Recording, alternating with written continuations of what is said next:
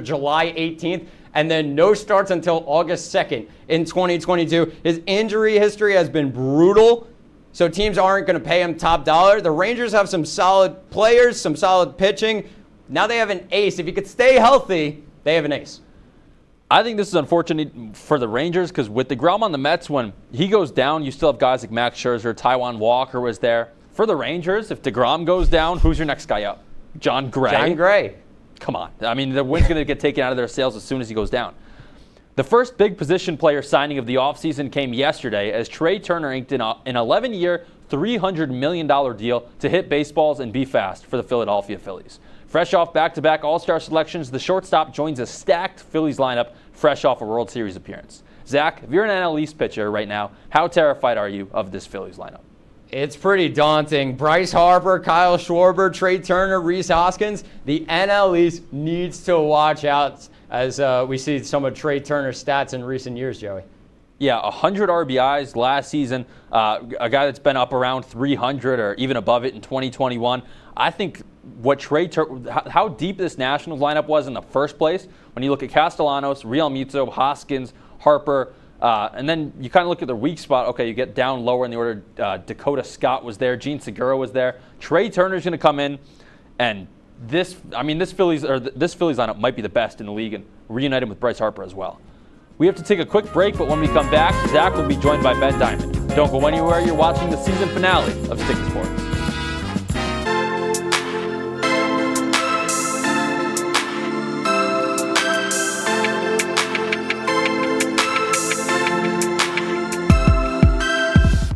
Hey guys, it's me, Isabella Gomez, filling in for Smokey Bear because he's got more to say than just... Only you can prevent wildfires. Like, if you're outside enjoying a barbecue, don't let a hamburger distract you from fire safety. Make sure you aren't dumping your hot coals or ashes onto the ground because that could start a wildfire. So take wildfire prevention seriously and let's save the world one day at a time. Juntos con Smokey Bear, podemos hacerlo. Go to smokeybear.com to learn more about wildfire prevention.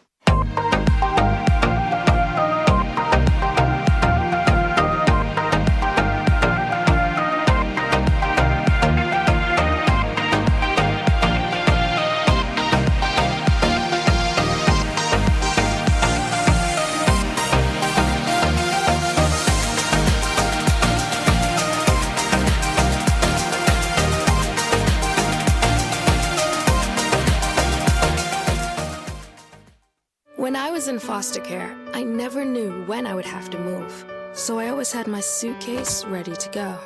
Then one day I was adopted. My new parents opened their hearts and home to me. My parents cook my favorite breakfast for me every morning. My parents take me on trips I never thought I would go on. They gave me a home and an even better reason to use that suitcase. My parents aren't perfect, but they're perfect for me.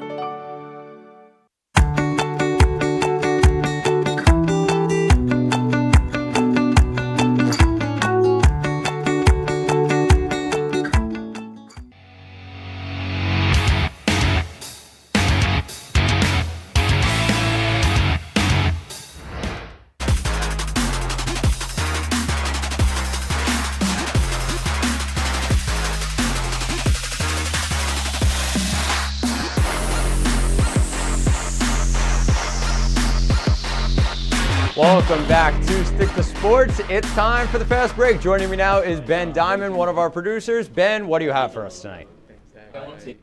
Early in the San Francisco 49ers 33-17 victory, as Zach and Joey went over earlier in the show, starting quarterback Jimmy Garoppolo broke his foot, taking him out for at least the rest of the regular season. The 8-4 49ers sit atop the NFC West, but will have to rely on the 2022 NFL Draft's Mr. Irrelevant, Brock Purdy, as they look to make a deep playoff run. Purdy threw for 210 yards and 2 touchdowns in the win. Zach, what are your expectations going forward for the 49ers with Purdy at quarterback? So this is interesting because Brock Purdy is a pretty solid player. Usually when a team loses their star quarterback, you go in and probably think, okay, it's going to be the worst for them. Now, Brock Purdy, I'm looking at it, he didn't play that bad against the Dolphins team that's in the playoff picture. he had a pretty solid game. Usually these guys turn into pumpkins when they are sitting up there and in that tough spot coming in, a 7th-round pick. This guy looked really good. I think the 49ers will be fine. Yeah, I agree. I think they'll be fine, especially since defense wins championships, and the 49ers defense is one of the best in the league. They also have a lot of good weapons around Purdy with Deebo Samuel, George Kittle, and newly acquired, I shouldn't say newly anymore, but Christian McCaffrey to power that offense forward. So I agree. I don't think there's much to be worried about, especially since Jimmy G hasn't really been as much of a factor in wins so far this season. Moving over to the Dallas Cowboys. They did not play their best brand of football through the first 3 quarters of their Sunday Night Football matchup against the Indianapolis Colts. Heading into the 4th quarter up 21-19, the team was able to kick it into gear, scoring 33 points while holding the Colts off the scoreboard to complete the 54-19 rout. Dak Prescott did not play his best, but the highly rated Cowboys defense continued to keep up the pressure on Colts quarterback Matt Ryan, forcing 5 turnovers. With 5 games left and a current 9-3 record, how do you think the Cowboys will end the season? So the Cowboys have their home game against Philly, and there are probably a couple more tough games in there, but they look really good. I mean, the Colts are not that good. Since Jeff Saturday came in, you can't really expect too much out of the Colts. They're just not that great of a team. They have a couple guys around, but injuries have really hurt them. But the Cowboys beat the brakes off them. They really just were unstoppable in the 4th quarter, 33-0. The Cowboys will end the season pretty strong, I think. Yeah, I like to believe the same thing as a Cowboys fan. I like to believe the same thing, but then again, you look at their roster and the very little depth they have in the secondary, especially with Anthony Brown going down. He hasn't been fantastic, but the depth that they have is so thin that it's something to worry about going forward. And they're very inconsistent as well. So to keep up with that going forward is something to keep an eye on as they go through the home stretch. But moving over to the MLB offseason, the Yankees make their first move of the MLB offseason, and it is not one fans were hoping for, as the Yankees re-sign Brian Cashman to stay as the team's general manager until 2026. This comes in the wake of yet another disappointing postseason run where the Yankees were swept by the Astros in the ALCS. Now fans hope the team will turn their complete undivided attention to re-signing Aaron Judge and bringing in pieces that will bring a World Series to the Bronx for the first time since 2009. Zach, was this a good move for the Yankees? So it's a matter of opinion if this was a good move. The recent history of the Yankees, 33-27, second in the AL East, and they lost in the ALDS in 2020. 2021, a loss in the wild card in 2022, a loss in the ALCS. Ben, I'm going to give the floor to you on this one. I mean, I keep seeing this on ESPN or whatever TV show I'm watching, and it says on the bottom, oh yeah, they re-signed Brian Cashman, and they've had an over 500 record in his 25 years being GM, but they haven't won a World Series in half of those years. So who cares if they've been over 500? They haven't won, and they continue to build this same team that has not had success, and it seems to be the same trend yet again. We'll take a quick break here on Stick to Sports. Thanks once again to Ben for the fast break. When we come back, Joey, Ben, and I will head into extra innings. Don't go anywhere. You're watching Stick to Sports on WTOP-10.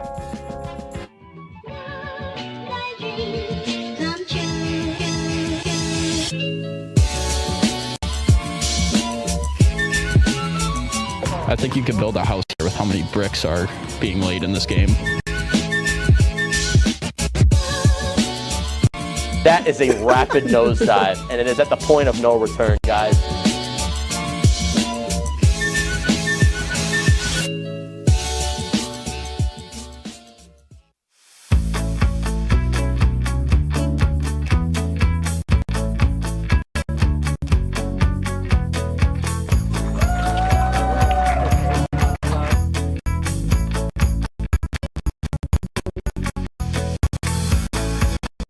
Jill told me it was Kitty from Glee. Yeah, what is it? Al Roker.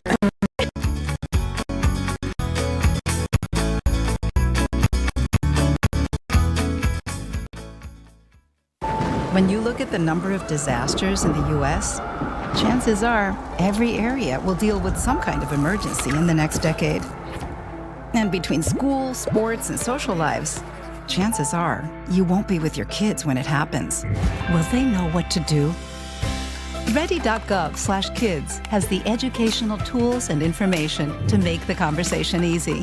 When the time comes, chances are they'll feel prepared, not scared. So talk with your family today. Welcome back to Major Discussions.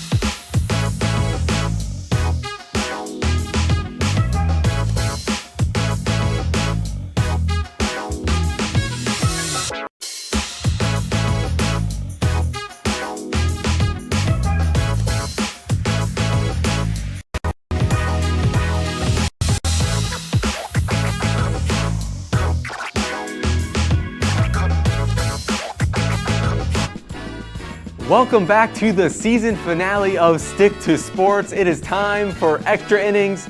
This was supposed to be a punishment episode of Extra Innings. However, Zach Melman came in last place. Yeah, Zach Melman did come in last place, so we will get that punishment eventually. But right now, we have some more games that we're going to go through, and they will carry over to next season. These will carry over. We'll come back, and we'll have to look them up, search them up. But first, we're going to start with college basketball. College basketball, number 8 Alabama versus number 1 Houston. Joey. This is neutral site. Neutral site. Give me Alabama. Just because I haven't started watching too much college basketball yet this season, but I know that a lot of number 1 teams have been falling. Houston's not only the number 1 team in the country. Full tie. All right, Houston's going to win this one. They are the number 1 team in the country. Haven't lost. I get it. They haven't played a tough schedule, but their defense is one of the best in the nation. They're going to lock down Alabama. Joey's been very good this year, so I'm going to go with Joey. I'm going to go with Alabama. In case you can't tell who's been watching the college basketball so far this year, Zach with all the analysis. Yeah. I was at like a 71% clip, which is insane. All right, number 10 Arizona versus number 14 Indiana. Zach, who you got in this one? Neutral site. I'm going with Indiana. Indiana has more experience. Trace Jackson Davis. Remember the name. That was my exact point on this. I like Trace Jackson Davis. Had a great March last year. Was phenomenal last season for the Hoosiers. Give me the Hoosiers in this one as well. I like Indiana more than Arizona, so I will agree with Indiana. So we'll move on to. We all agree now. You mean you like them like the state better, or like the team? No, I like the team. Okay. I like the school better. That was an honest question. Number 13 Maryland versus number 7 Tennessee. I'm assuming Joey. Yeah. Okay. Give me the Vols. I mean, of course. Like, what else? Who else would I say? Okay. Go Vols. All right. Tennessee lost to Colorado earlier in the season. They're not that good. Maryland's undefeated. Go Maryland. I'm also good. I'm also going to go with Maryland in this one. I do like Maryland's basketball program more than Tennessee's. Has there ever been a different time where I said the Vols are winning and these two didn't? Yeah, I remember that Alabama game. Okay, continue. We're going to move to the NFL. Jets at Bills. Bills minus 9.5. Joey? Second and third best teams in New York go to battle. The Buffalo Bills hold down the home field and get the victory. That's just untrue. The second and third best team, even though Joey. This other team just tied last week. Yeah, they didn't lose. It's the Bills are going to win. The Jets are covering. 9.5 is too much. That's boys. good. With their defense? Oh, yeah. With their defense. Sauce Gardner. He's going to town. Watch out, Stephon Diggs. Yeah, I'm really excited to see it. They locked down Justin Jefferson last week. Diggs is better. No. Who's your pick? No. I'm going to go with the Bills. I'm going to go with the Bills. I mean, I think you have to pick the Bills. You have to. But I agree with Zach. The Jets are going to cover the 9.5 spread. Mike White magic is done. No. It's the same thing as Fitzpatrick. Did you get him one good game? Okay. He was good. Either way, Eagles next. minus 7.5 at the Giants. Zach, we're going to start with you. Eagles and the points. How about that? How about them apples? The Eagles are going to win this game, without a doubt. And the points. I don't hate the minus 7 because the Titans are, at the start of the season, weren't better than the Giants when the Giants beat them, but right now they're better than the Giants. The Giants are playing with house money again. With how many wins they already have, the Eagles are going to win this game. The Giants are going to have 7 wins. I'll be fine. I mean, I want the Giants to win because we need the Eagles to lose, but the Eagles are going to win. The Cowboys. Ben's on the Cowboys. Yeah. The Eagles are winning this one handily. Aaron Judge landing spot. We all hope it's New York. No. We need realistic answers here. Yeah, let's be real. Okay, well, shout out to John Heyman today. Arson Judge. I think he's. I hate to say it, guys. He's going to the Giants. He's going to the Giants. He's going home. I'm going to go a little outside the box here. Oh, God. You know where Aaron Judge is going? You know who just got free cap space? The Los Angeles Dodgers. Trey Turner's gone. Wow. Judge to the Dodgers. I wanted to come back to the Yankees. But Aaron Judge, please come home. Please come home. Please stay in the Bronx. He's going to go to LA. All right. Then I guess I get to pick the Yankees, which is great. Let's go. I get to pick you. He's going back to the Yankees. Great. We're on your side. Awesome. Please, Aaron. Awesome. Please, Aaron, come home. Goodbye. Everybody, Zach Malinwood, Ben Diamond, they've been phenomenal co-hosts all year. Everybody in the back, whether it's your first night or the people that have been here all semester that can't make it tonight. Zach Newsey's running around out here filling in tonight. Our crew, last year, this season, whether you've been here one night or all nights, we appreciate it. These two guys have been great. Shout out to the Malinwood family for watching him. Thank you, Brian Burrows. Thank you, Mike Griswold.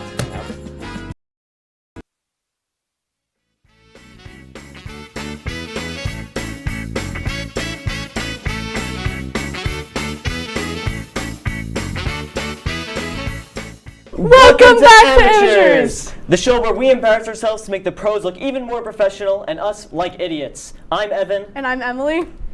And today, we are live! Yay!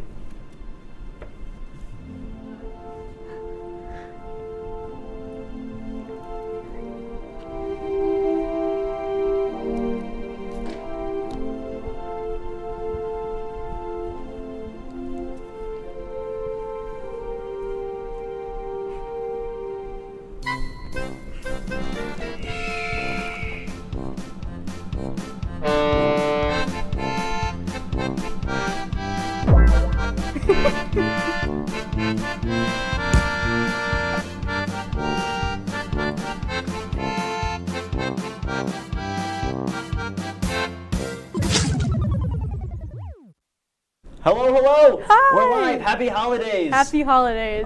So this is our last episode of the semester. How are you feeling about this final episode of the semester? Honestly, I'm feeling great. I mean, at first we weren't gonna do one, but I'm real happy that we've been able to get in the studio, especially live. That's crazy. It's crazy. Amateurs try live. That's basically what this is. For a little holiday special too. It's pretty exciting. Evan, how do you celebrate the holidays? I celebrate holidays with fun times with my family and lots of food. And I celebrate 2 holidays, so that's kind of awesome. Christmas and Hanukkah. So Evan, what's your favorite holiday food? Sufganiyot. That is jelly donut on Hanukkah. Nice. Very tasty, very lovely, very delicious. I love the jelly inside. I love the tasty donut outside. And yeah, what's your favorite holiday food, Emily? Oh, my favorite holiday food has to be maybe fudge, to be honest. Fudge. Underrated.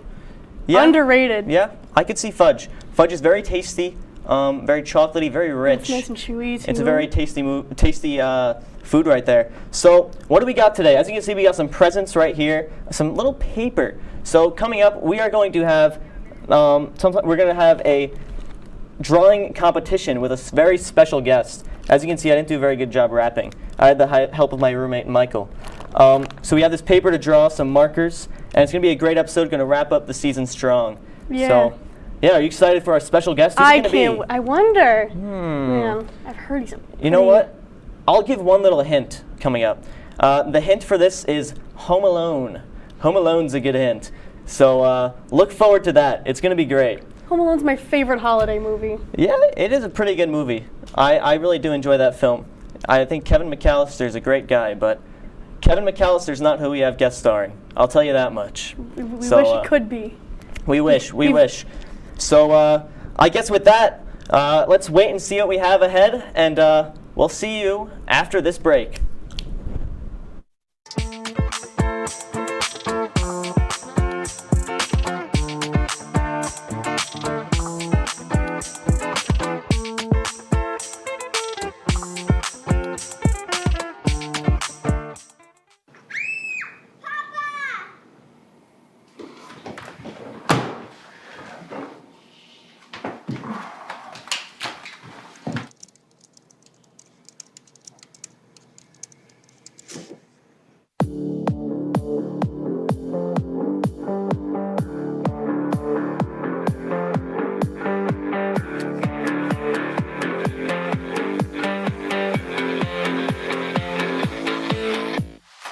Say, President Stanley, whenever there's bad weather, who would you turn to? I'd turn to Storm Team 10. No, but you've got to say it like this. Storm Team 10. Say it with me. Storm Team 10. What's going on? Yeah, dude, we go on at like 11:30. It's like No. What do you mean no? It's 10:30. 10:30? Yeah, it's 10:30. What do you mean it's 10:30? Hey, don't touch that. That's my ladder. Hey, man. Whoa. You know this book was already discounted 10%? Wow. Get a close up of that one. Matthew, Look at that. Can we go back inside? I want to sleep in the studio again.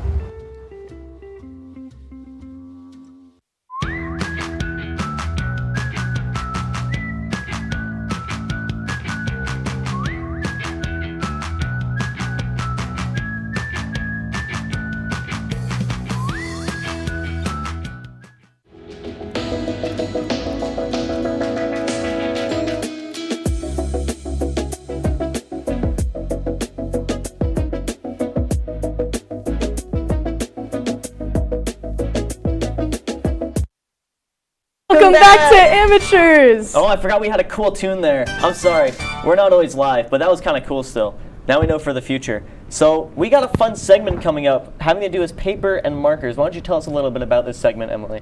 So with our special guest, who we see under some cute little festive holiday covering, little packaging, we are going to try to, I don't know, capture the caricature of our very special guest. Yes. Neither of us are too sharp in our art skills, so we're both pretty... We're pretty amateur. Pretty amateur. Pretty amateur, Pretty you could say. amateur. So, and then our special guest will choose which one's better. Yeah. Who's the real pro And and who's whoever the wins amateur. gets a nice little present right here. I totally do not know what's in this present because I didn't wrap it. No. So I guess let's get into our special guest. Do you Why think don't we it's time unwrap to this thing? unwrap this Are thing? you ready? Now welcoming the Charlie Harkins. The Charlie Harkins? The Charlie Harkins right here. Wow. Oh my God. This is crazy. I'm gonna throw your. Can I throw your jacket? Go for it. It's gone. All right. So let's grab our papers and we're gonna get to drawing you, Charlie. Yeah. All right. All right. Where did I put my pencil? I stole a nice little pencil over here. I don't know where my lead went. Thank you. Yeah, you Evan, can I have some lead? You can have some lead for some sketching. I'm taking the whole thing though, because That's I'm fine. cool like that. All right. That's enough lead, right? Perfect. Let me move this up a little bit now. How does You look one great, Charlie. capture the Thanks. caricature of Alright. the Charlie Harkins? I won't look at them as Yeah. you're drawing them. So I like to start with the head. Really, I like to get the sculptures down. Has Do you anybody want ever me to sketched pose you or before? something? Yeah, go for no, it. just go. be your true, genuine I self. think. Okay, yeah. Pose in your like. Pose in your when genuine you think Charlie form. Harkins, the Charlie Yeah, Harkins. the Charlie Harkins. What comes to mind? Like that. Okay. Oh, okay. I'm not gonna draw you in that pose. I can't draw hands very well, well, so I've I got to tried. pass on that. Oh yeah. It's gonna be a little bit abstract because we've got some We've got some nice bright colored markers courtesy of my lovely roommate. I think it's. All right. I think they're going to be beautiful. Oh. Oh, I mean, It will be. with Trust the me. Charlie Harkins as our model. All right. All right. Of course it will. I'm a bit of an artist. I'm not gonna lie. Let's see here. Yeah, I got a nice chin in there. You got a nice chin. You got a nice Thank chin, you. Charlie. It's Thank kind of you. hidden behind the beard, but it's still pretty nice. I forgot that you have a beard. You forgot I had a beard. All right. All right.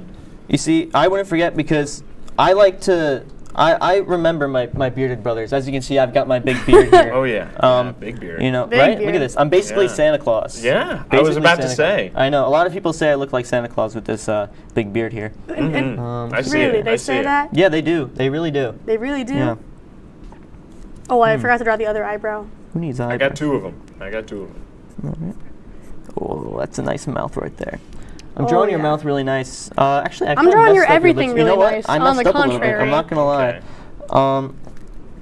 I mean, he might only be concentrating on your mouth, but I'm creating the perfect encapsulate. This is, I think know, that's like, great. That's beautiful. Mm-hmm. I'm not looking at it. Don't but look. I assume it's beautiful. Let's see Okay. here. Oh, that's good. Oh shoot, That's your a good eyebrows mouth right coming off there. your face a little bit. That's a good mouth. Thanks. Yeah, you're welcome. You know, I really tried with my mouth. Yeah, yeah. I'm happy that you tried because it makes the art really that much more beautiful. You know. Yeah. Yeah. Let's see I here. know. Oh, the interview show. I think it's time for the Nice. beard. Yeah. Look at that. Hey, I heard the interview show is a great show. You know what? I work on that show. Oh, wow, really? I a will be very- working on that It's show. a very wonderful show. I happen to really Wednesday. enjoy it. That I enjoy most of it. That Matt J. Bly, Oh, I've heard. He's quite the character. He's quite the character, that Matt J. Bly. Who else is on that show? I haven't really seen it. I haven't seen much, but I know it's good. You know Patsy? Patsy's yeah, on that I show. know She's Patsy. great on that show. I forgot. There's another guy. I don't remember who that guy is. He's okay. He's okay on the show. Is he just okay? He's just okay. You know, I just think he can do a little bit better. You know, I think he has some work to do. But I might not. I need to use color. Oh yeah. I'm still on the sketching part. I'm not up to the color. Maybe yet. he's an amateur too. Yeah, you know what? That's a good way to look at it. He's probably not been doing it for very long. Not much experience on And this. you know what? And he's Probably real not. for that. And sometimes that's just what You know what? happens. That's Maybe how it goes. maybe we should help him out one day. We should. Yeah. We really. I feel like. All right. You guys should go. He could have a lot to learn from I'm gonna us. add a little bit of the beard now because I think I got most of it colored in. No, it's a click. At least, it's a click. Oh, that's weird. Nah, it's a click. That is not the right color. Send your complaints to my roommates. It's okay. Yeah, really. Her these aren't generosity great colors. I'm not was- gonna lie. That's like a. It's peach abstract. fuzz. Nice, though. Oh, you know what I can Isn't add? peach I could fuzz do like the lips. color of the year?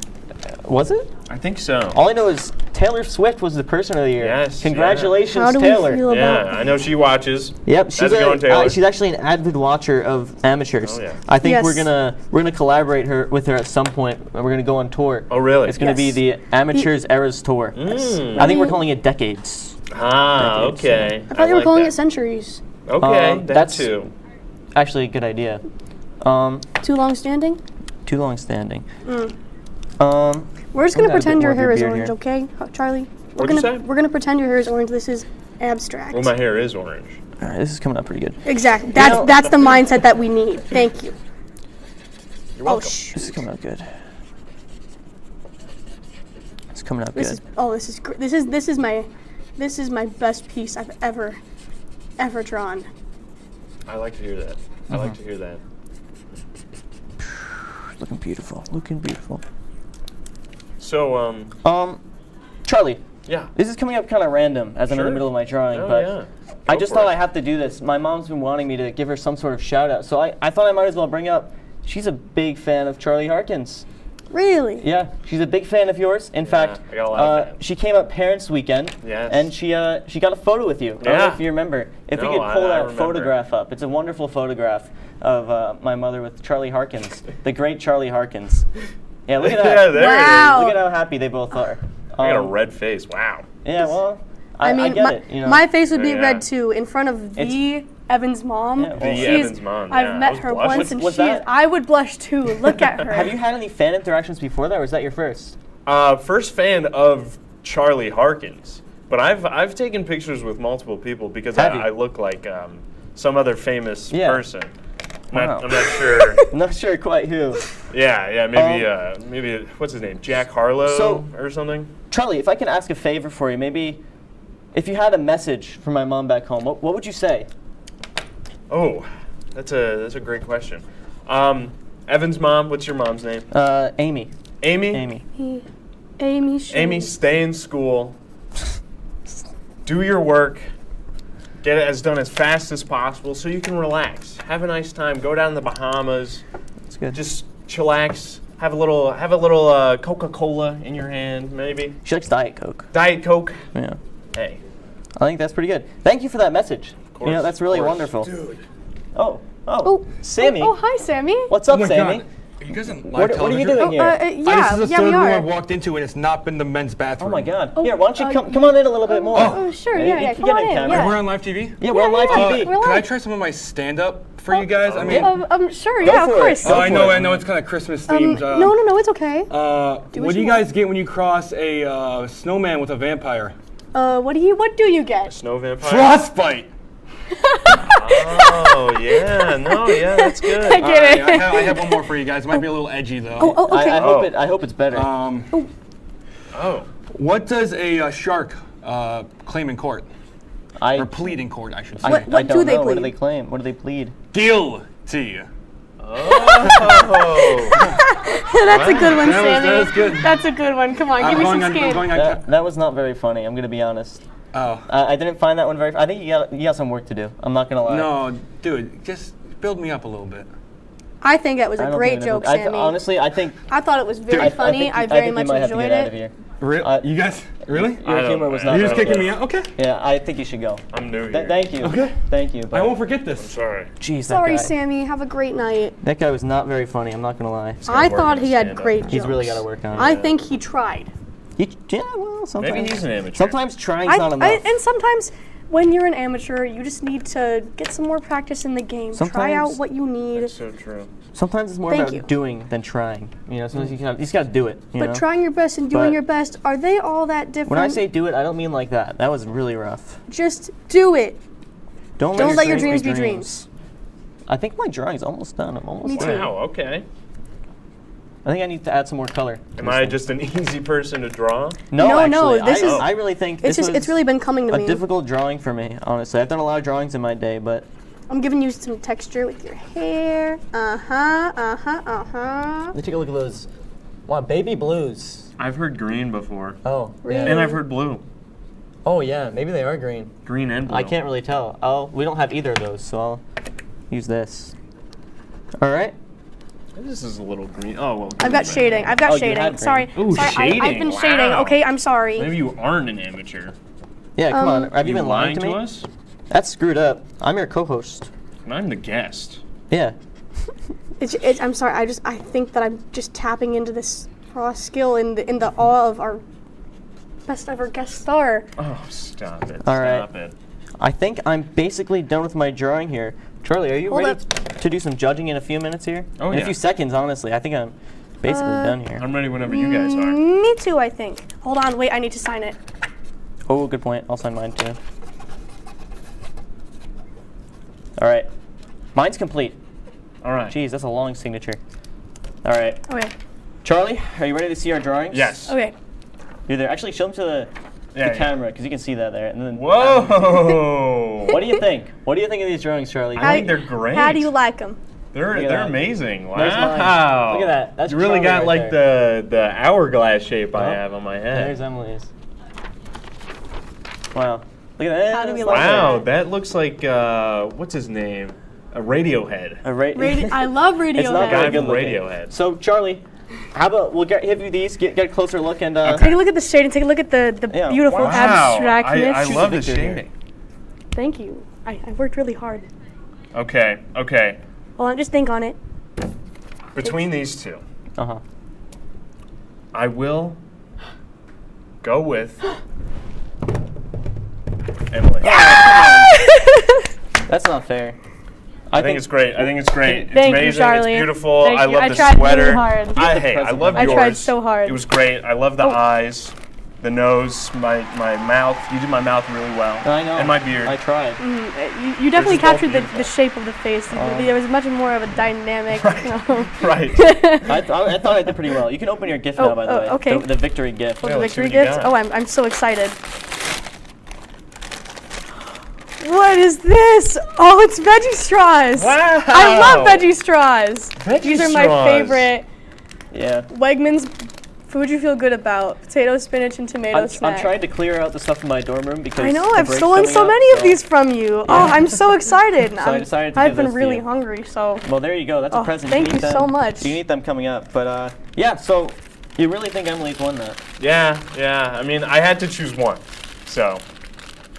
I guess so. I love both of them, but I had to choose one. You could have been cool and been like, oh my god, I choose both of these. And then been like, but this one's a little bit better and held up mine. Or you could have just said, oh, this one wins and showed mine. That's well. cool too, but I personally, I respect your choices, Charlie. See, I'm not trying to meddle in with anything. I was only kidding. I also respect your judgment. I think you made a very good choice, Charlie. Well, thank you. I think you're an awesome fella. And I think you made And the thank right you so choice. much for coming on to our I show. think We you made love the to right have you choice. here, Of course, Charlie. Of course. And I did it only with this too. Wow. That's impressive. Okay, well, Charlie, it's great having you here, but I think it's time for us to maybe head to a little break here and come back with our little special best moments of the season so far. So we'll see you guys after these messages. See you guys. About a lot of things. Getting enough food to eat shouldn't be one of them. Through a nationwide network of food banks, Feeding America serves virtually every community in the United States. See how you can help your community. Visit feedingamerica.org.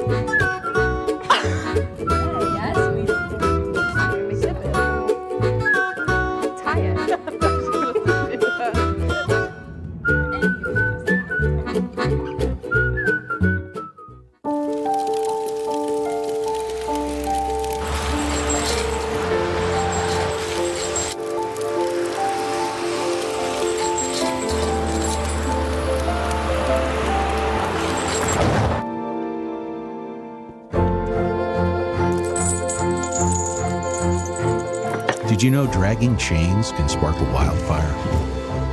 Only you can prevent wildfires.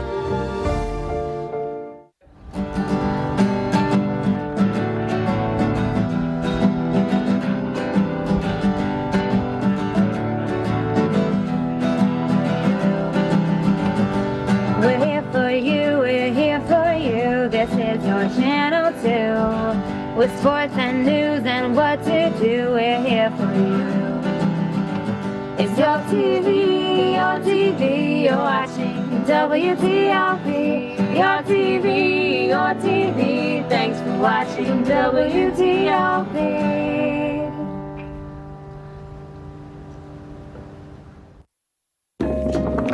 La la la la. Free. La la la la la la. La la la la. Free.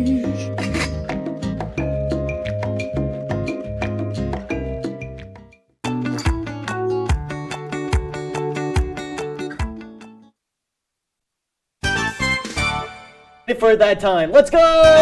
Welcome back to Amateurs. So now we're gonna kind of be doing a little segment where we're gonna go over our favorite moments from the show so far. We've had 3 episodes. We've been with the Blasters Club, the Nerf Club. We've done the Improv Club. Oswego's own Improv. Charlie Harkins was Charlie in that. Harkins Our guest was host in just that. here. And we did the Women's Club Ice Hockey team. All amazing episodes, and we're gonna be going over our favorite moments from those episodes. So I think we're going to start out with maybe Emily's thoughts of what her favorite moments were, because I'm curious to hear your favorite moment. So let's get right into it. What's your favorite moment? As much as I love our special guest, Charlie Harkins, and I love the Improv Club, I'm very much, my favorite episode was our episode with the Women's Club Ice Hockey team, just because I learned so much. My favorite clip had to be when I was trying to score a goal on our goalie. Oh, here we go. Yeah, here we there are. it is. Oh yeah, I was so happy.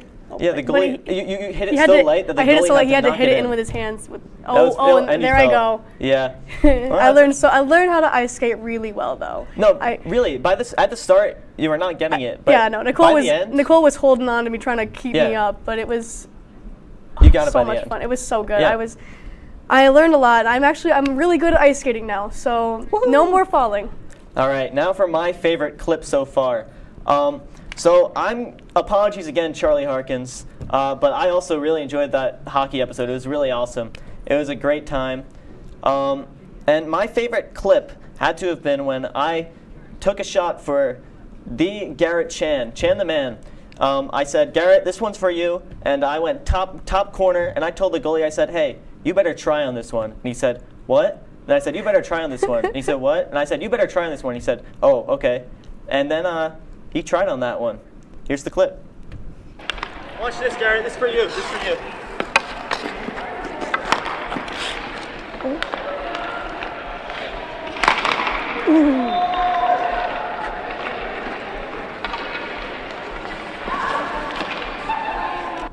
Look at that. Wasn't that great? That's a great celly too. Right? A great celly. They did a little woo, woo, woo. That was awesome. I think that's actually very similar to one of, I think it was Nicole. I think that was very similar to her celebration where she goes, Choo! That's a cool celebration. But yeah, no, that was a great episode. Very thankful for them having us out there that day. It was really great. Yeah, so we both had our favorite moments in the Women's Club Hockey team. 100%. I guess that was just a really great episode. You should watch it on WTOP. If you haven't already. It was a great episode. Yeah, I don't know. I think that was a blast. And you were really good at it. I had no idea that you were that good at ice skating or hockey. I try. It's in my genes. What about sweatpants? Oh, yeah, it's in my sweatpants. I actually really don't like wearing jeans, so the sweatpants were great. I was in gray sweatpants. That was fun. Those sweatpants got soaked though from all the ice because I got checked. My leggings too. Yeah. So we're going to move into some special thank yous from everyone who helped us out throughout the semester. We had to write them all down so we don't we've worked with forget so them. many people. There's so many people who we've been able to collaborate with over the show. Even though it's only been a short amount of time, like just one semester, there's still so many people that we have to thank. So here's a list. Yeah, we've got a list. I think you want to go one-on-one? We'll start with Brooks and Sharamita, who we pitched amateurs to them, and they said, we like it.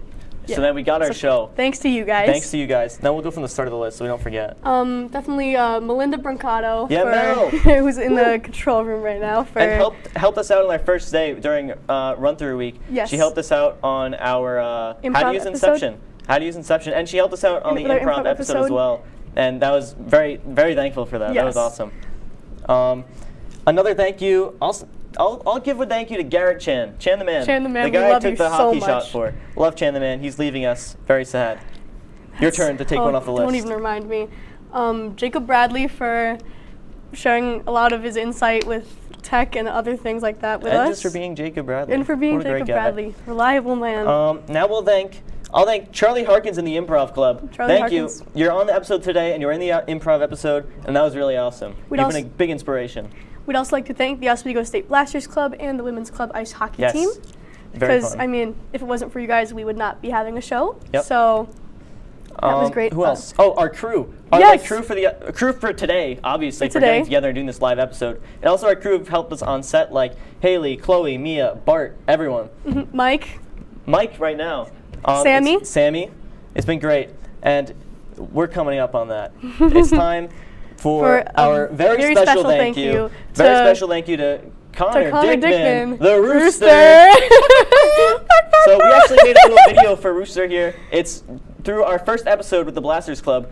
We kind of annoyed him a lot. Yeah. So we have a little I would compilation truly video say of that Connor Dickman is the father of the amateurs, and It's true. we love you very dearly for all the work that you do. Well, let's take a look at that clip everything. of annoying Connor Dickman. Let's take a look.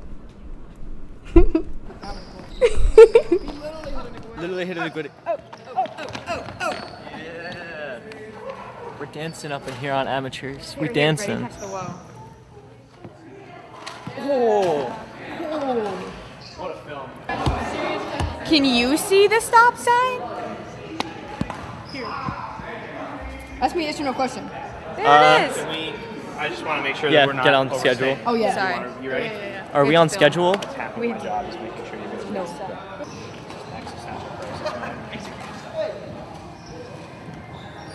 There we go.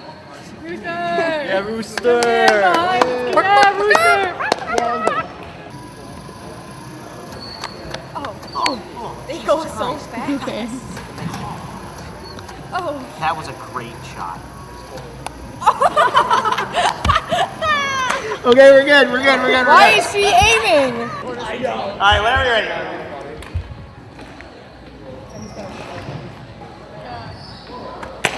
Oh. Jesus, that was great. All right, cool. We don't even need another shot because you nailed the camera. There it is. You're gonna show me the darts in your hands, and then you're gonna, don't do it yet, but when you're ready, you're just gonna toss them into the camera. All right, ready? Whenever you're ready. Perfect. That's excellent. Do you even have a glass of taste with us? I don't know. He just took it just to be there. All right, cool.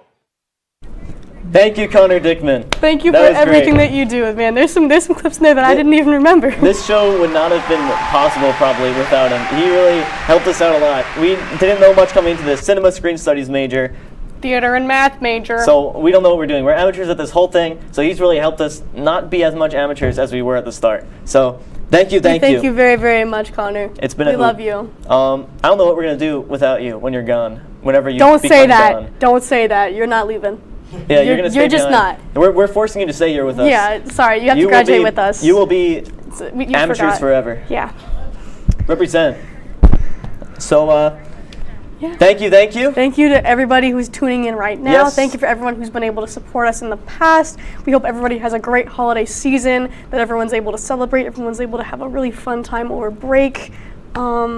Thanks to all of our fans. Thank you for watching, guys. Yeah, So, thank you guys so much. I guess we'll see you on the flippity flop. We'll see you next semester when Amateurs returns. We're returning. Let's go.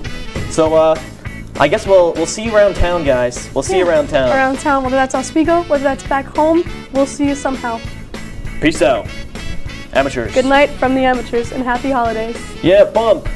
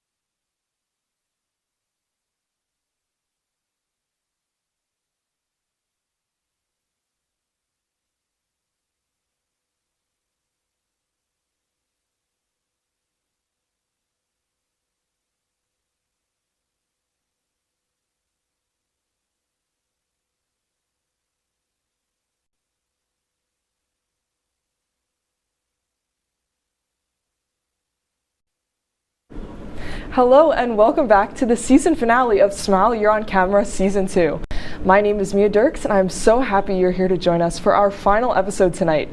Yes, I know it's been a while since we've last been on air. We had a few breaks here and there, a few busy days studying for exams, a few holidays, but I'm glad we're finally all here together tonight to go on one last journey. A lot has happened since the last episode, but we'll get to that a little later in the show. We got a lot to cover tonight. And tonight we have a special guest on to close out the season here on Smile. I must admit, it's a little strange having this person on the show acting all professional and having an interview together since we've been friends for a while now. But I thought it would be nice to have another perspective from our guest, one outside of the usual world of art and music on the show, and instead one on in the sciences. So without further ado, I'd like to introduce our guest, Keith Allen, onto the show tonight. So, hi Keith, welcome on. Thank you. Welcome on to the show. Do you want to just quickly introduce yourself for the audience? Yeah, my name is Keith. I'm a senior here at SUNY Oswego. I study applied math and computer science, and I'm really excited to be here tonight. Any first thoughts about being on the show? What do you think of being here so far? It's really neat because I've seen my fair share of WTOP programming, and then I was here in the live studio audience for the last season finale when you had Katie on. So it's interesting to be in the seat. It's all full circle now. Yes. Well, I don't want to spoil too much so far, but we have a nice video to play. So let's take a quick look at a day in Keith's life.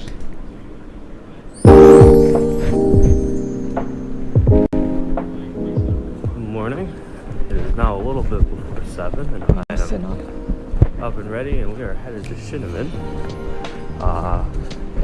We've got a busy little day planned for us. We're starting to get ahead on it. Got a class at 8 a.m. and got to go work the desk for a couple hours. After that I got a little space to do some homework. And after that we're hitting my capstone presentation instead of TA office hours. A review session for 212, the introductory CS course, and finally have another meeting for the desk. So we got a lot going on, and we're going to try to get an early start at it. And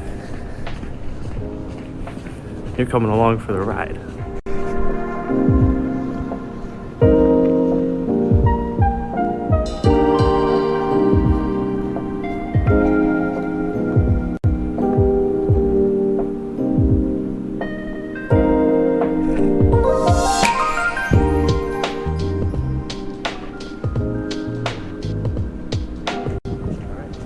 Classes, now it's time to go to the desk.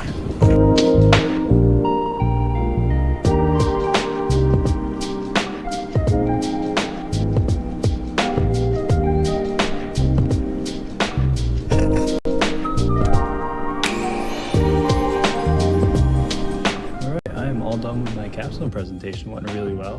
Got a lot of questions afterwards, which is always fantastic. I tried to record it, but it got 3 seconds of it and then stopped, so unfortunately no super cool presentation montage. It's really dark out, which is a bit of a bummer, but at least it's pretty nice. Not too cold and it's not snowing, so nice pretty walk back to the village from the MCC.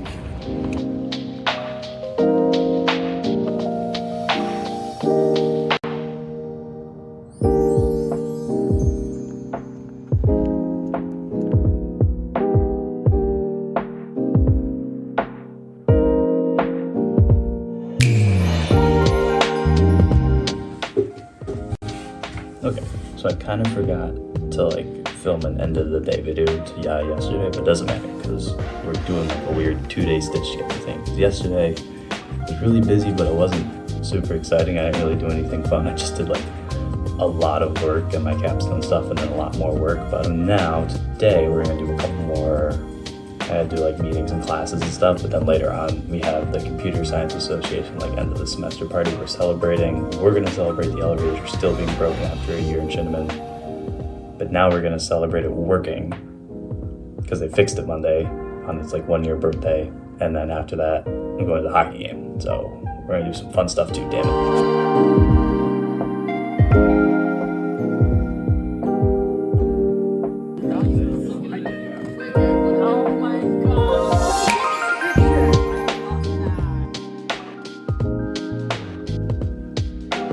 So So welcome back, everyone. Now, after the break, we're going to talk a little bit more about what's been going on this semester, along with what we saw in the video, so make sure to stay tuned.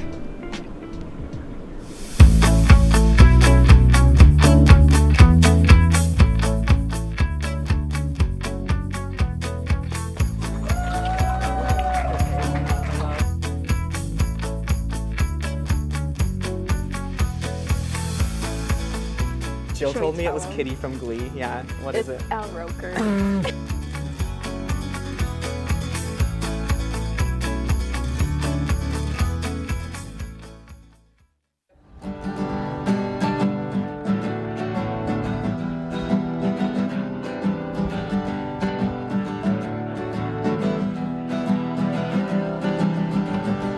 We're here for you, we're here for you. This is your channel 2. With sports and news and what to do, we're here for you. It's your TV, you're watching WTOP. Your TV, thanks for watching WTOP.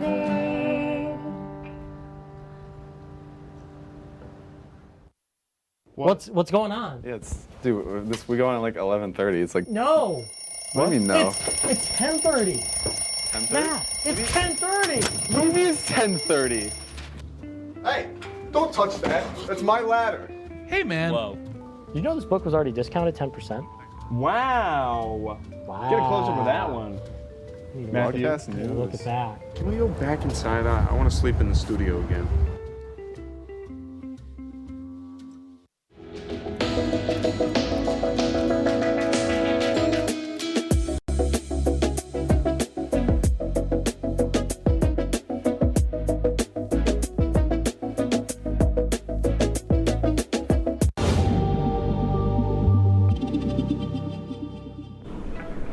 Hello again, everyone, and welcome back to the Smile season finale. Now, before the break, we watched A Day in Keith's Life, and now I want to talk a little bit more, go a little bit more in depth about what we saw in the video. So I think one of the main things that we saw there was your capstone presentation, obviously. Can you give a quick explainer of what the project was and what you have been working on for a while now? Yeah, so for the past year I've been working on a project with a professor here and 2 other academics at different universities. And the real general overview is we're trying to create these ontologies, these really essentially fancy dictionaries, and we're trying to build a computer program that a user can sit down at and it will help them make these. And then this fall, I started working on another portion of it where we're trying to do some measurement within it. So that's what I was presenting on yesterday, was the measurement portion of it. That sounds like a lot to learn and research, but how did you even get into like such a project like that? That sounds like a really niche topic. It is. So last fall I took a class with Professor Dr. Schlegel, who's in the CS department here, and he's working on this as sort of a like contractual work on the side, and he was looking for a student to help intern and help out with the project, and I was the only one who showed any interest. It's really cool stuff, a lot of logical computing, which is I find really interesting. So you're a double major in math and computer science, so what made you interested in working in this area, and specifically like the project you've been working on? What are you passionate about with that? Yeah, it's a really interesting time right now in the field of applied ontology, where they're trying to bring in more math and computer science to help sort of formalize the field and bring a lot of consistency. And so being able to be part of that research is just really exciting. Yeah, it seems like it's like a whole new world out there, so it must be cool to be kind of on the forefront of that. So obviously you've been working on this for a long time. There must have been ups and downs with the project. I'm sure it must have been very challenging at points, but what were some of the challenges you faced along the way? Yeah, so there's always something that's really common in computer science is when you're working on a legacy code base or something that you didn't write from scratch. You always have this issue with collaboration where somebody else has written something and it's not working, and you might not be able to call them up and say, hey, why is this not working? You should have seen me over the summer. I had a whole wall of sticky notes covered in just things that weren't working.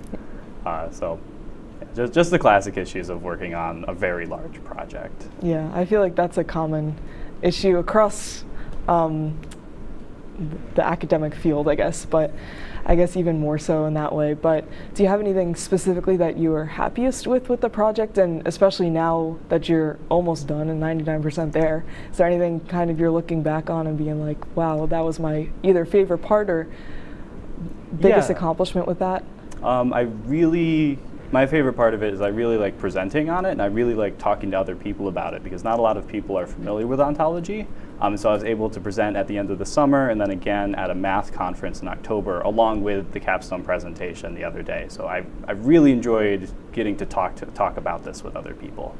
I'm not sure if you said this in the beginning, but can you give our audience a quick explainer of like what an ontology is and like layman's like terms, I guess? So I described it originally as like a really fancy dictionary, but it is a collection of terms and their relations to one another, and it hopes to classify reality around us. Specifically, we're looking at a lot of top-level ontologies, which have really general classifications, things like objects and processes. So like the chair I'm sitting is an object, but this show right now is a process. It's something that's happening. And so putting that all together helps to semantically label data, which just means better machine learning and AI. It's been interesting to learn about that. I had no idea about this whole world, and it's kind of like, seems like there's a lot out there to learn. But I know the project didn't just take place here in Oswego, like you said, over the summer. You went out.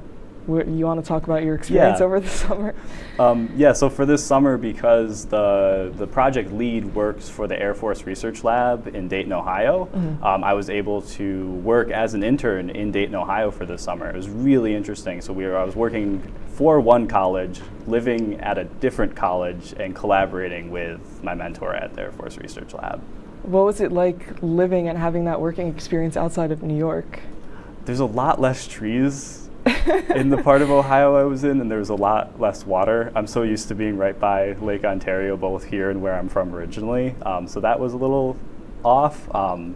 But it was really cool being able to work with, there's a lot of grad students. I was mostly an internship for grad students. So it was really neat seeing people further along in their academic career working on fascinating research. So it was super exciting. And I'm sure you had a whole summer to explore the area out there. Were there any like specific places you love to go visit, or like any places you might recommend to the audience if you ever find yourself out in Ohio? Yeah, absolutely. So if you ever find yourself in Dayton, Ohio, the Air Force Museum is really interesting. They have 4 hangars in a missile silo full of planes. They have 2 or 3 of the old Air Force Ones. They have the SR-71 Blackbird from the Cold War.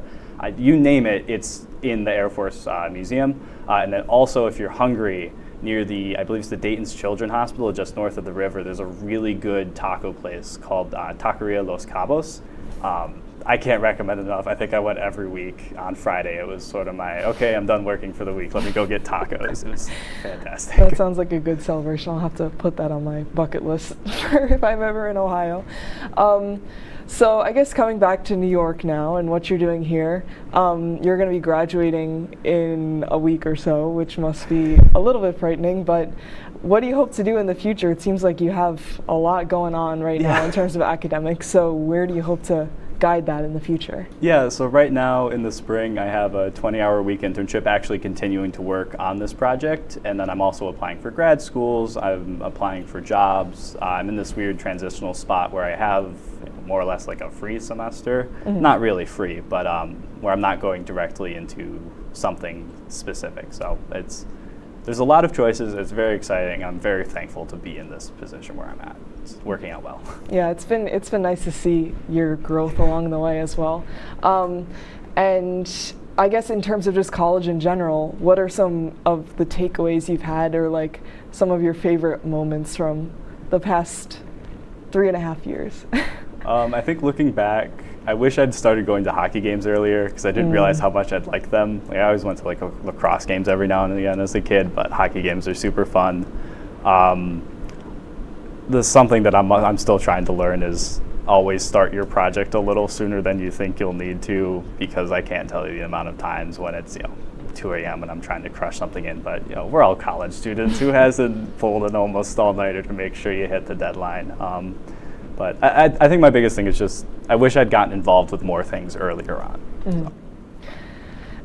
I guess now that we're about to go into 2024, you have a whole blank slate ahead of you. So is there any sort of goals or accomplishment or anything you want to be involved with, I guess, going forward? Anything looking forward?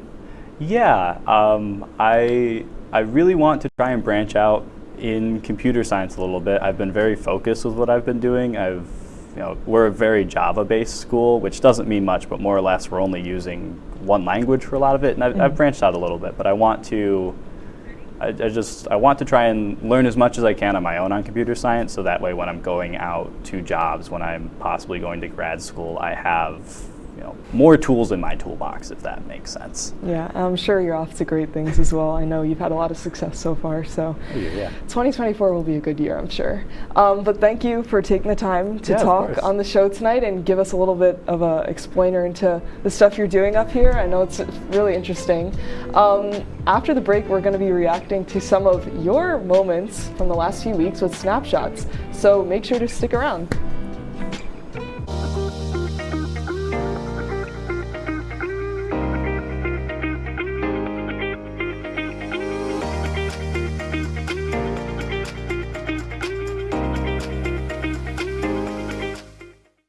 What's going on? Yeah, dude, we go on at like 11:30. It's like no. What do you mean no? It's 10:30. 10:30? Yeah, it's 10:30. What do you mean it's 10:30? Hey, don't touch that. That's my ladder. Hey, man. Whoa. You know this book was already discounted 10%? Wow. Get a close up of that one. Matthew, Look at that. Can we go back inside? I want to sleep in the studio again.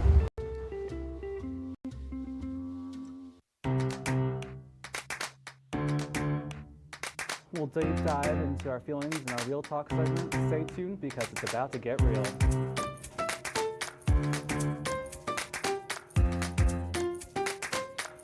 When I was in foster care, I never knew when I would have to move. So I always had my suitcase ready to go. Then one day I was adopted. My new parents opened their hearts and home to me. My parents cook my favorite breakfast for me every morning. My parents take me on trips I never thought I would go on. They gave me a home and an even better reason to use that suitcase. My parents aren't perfect, but they're perfect for me. Welcome back to Major Discussions.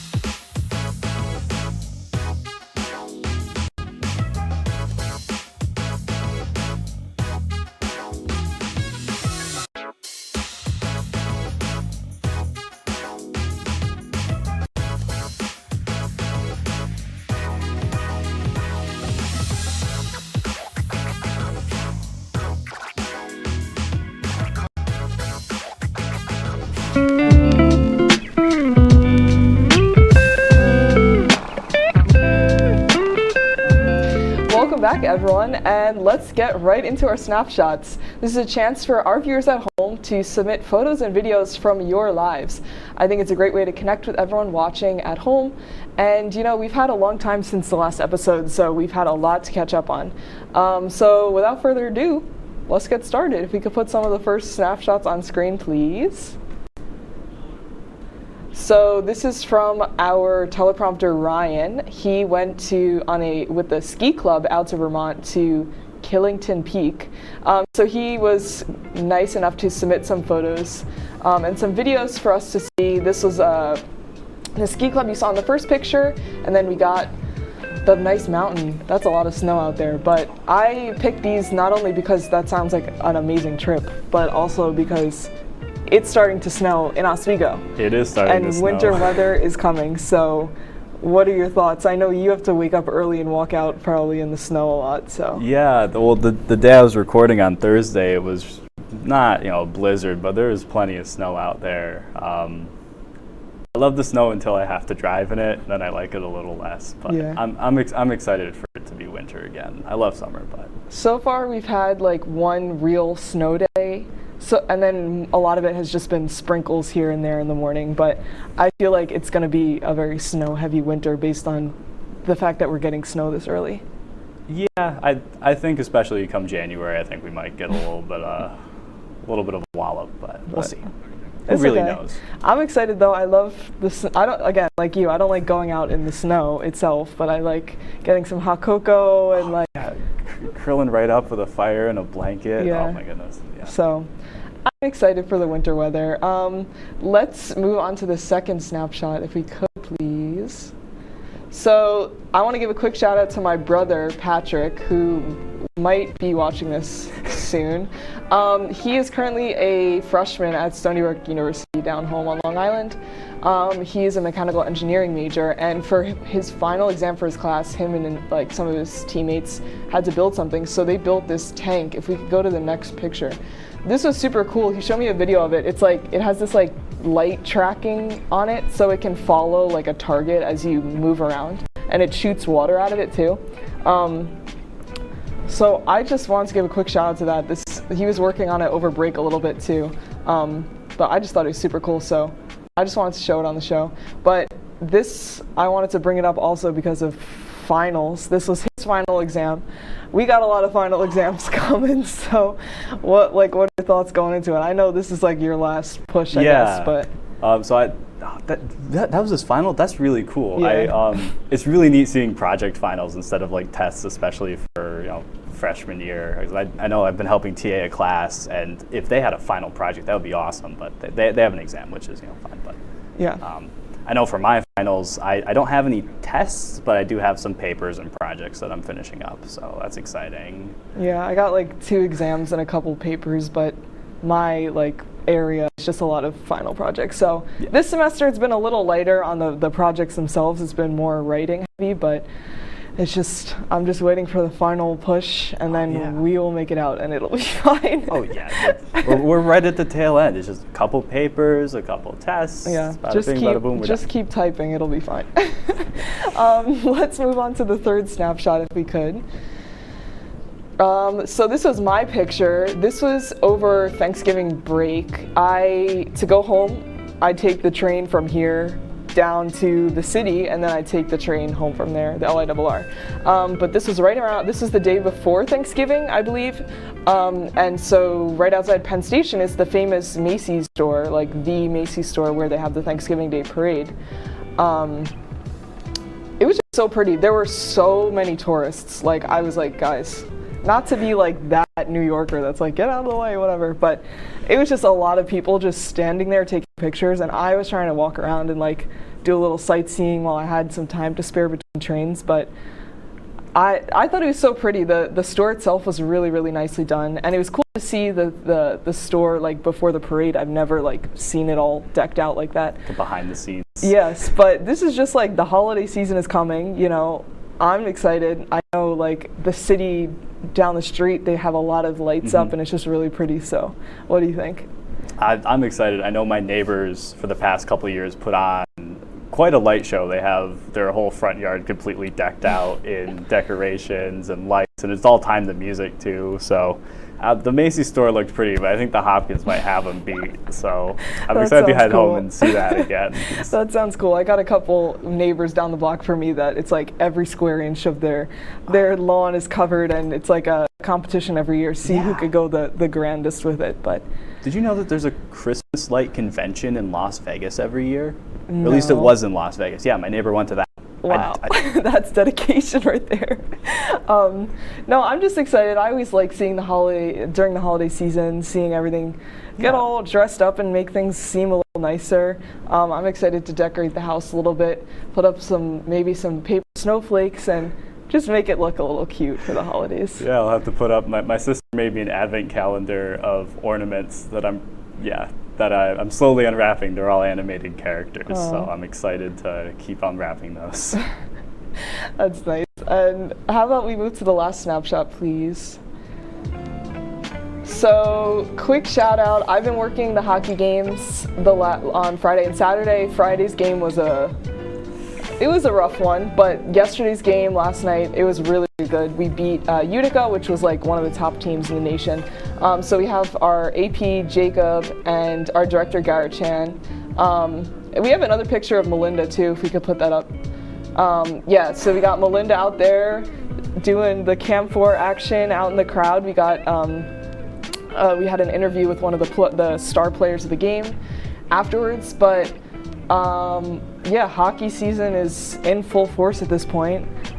It's sad that break is coming up, so it's kind of like, well, whatever. I mean, I'll be here for break, but the student section is what makes a hockey game, so.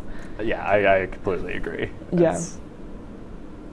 Well, yeah, Friday was rough, but Saturday was much better. We came back Saturday. I meant to get clips for the Friday night hockey game, but I didn't. But it's probably best that we just try and forget. Let's forget that one. But Saturday night, you guys should check it out. We have a live stream of it. It was a really good production, good game, and everything. So. Yeah, hockey, I love hockey. It's really fun. It's a fun time. I hope I can get back in the rink in the student section for maybe one of the last games, but yeah. But then who will run the show? We got a lot of people back there who will handle it. So, yeah, that was a good round of snapshots. I think it covered everything nicely. Yeah, no, I love being able to see everything. I like getting to talk about it too. Shout out Patrick again for an awesome final project. That I think was really cool. Yeah. Yeah, that's it for the show tonight. First off, thank you again for coming on and talking through everything. Yeah, of course. Thank you so much for having me. Yeah, it was nice to learn a little bit more about what you've been doing and with your final semester here. Any quick final thoughts? Not at all. Just. It's the end. We could do it. Yeah. You can do it. I believe in you. Congratulations if you're graduating. Yeah. And you're almost there if you're not. Okay. Well, yeah. Congrats to everyone. It's time for me to say my goodbyes as well. Thank you to everyone watching at home. You know who you are. My family, my friends, everyone watching. As I come to the end of my second season, it's been really, really nice to have your support throughout my time here on the show and throughout this journey. I think I said this on the first season finale, but I remember being so scared of starting this whole thing. I was like, this is never going to work out. I would have no clue how it turned out, but I've just been really happy putting this all together and meeting so many new amazing people here, not only on the show, but in the crew and everyone behind the scenes as well. I want to give a quick shout out to, again, all the amazing students behind the scenes that are all back in the control room that you don't see. They all helped to put together this show. It's like, I can't believe the community that we have here. It's wouldn't be possible without you guys, and I'm always appreciative of all your help. And I'd also like to give a quick shout out to our director Garrett, who's working back there. You saw him in the picture. He's graduating as well. Yeah, just he's done great things. I know he's gonna be off to amazing success in the real world. So Garrett, congratulations. Keep going, you got this. With all that being said, goodbye for now. Have a wonderful holiday season. And for one last time, smile because you're on camera. Have a good night, guys.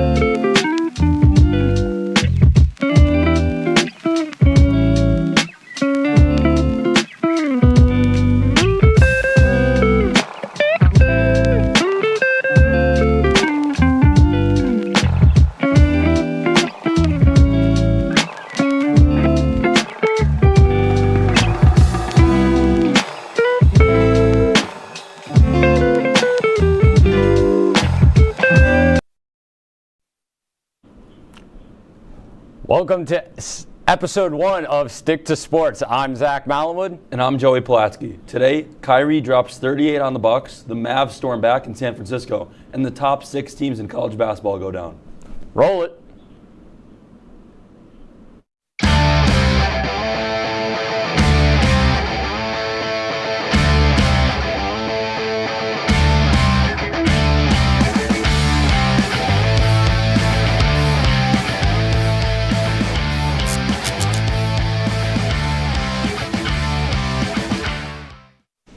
The number 1 Gonzaga Bulldogs were handed their first conference loss of the season with a 67-57 loss to the St. Mary's Gales on Saturday. The Bulldogs were held to just 57 points on the road after being down 15 points at halftime.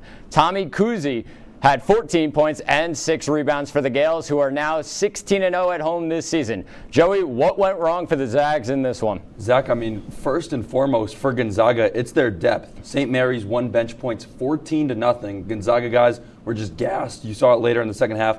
St. Mary's also just, it is usually a weaker conference, but they're a nationally ranked team right now. It's not that bad of a loss. I'm looking at the rebounds as well. 37-33 favored St. Mary's. St. Mary's took one more shot, but they made 5 more as well, so that field goal percentage favored the Gales as well.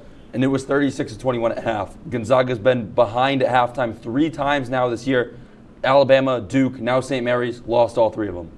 Yeah, the best players didn't show up for Gonzaga in this one. Timmy shot 2 for 10 and had 6 points. Holmgren shot 3 for 7 and also had 6 points. They had 14 turnovers. They were out-rebounded.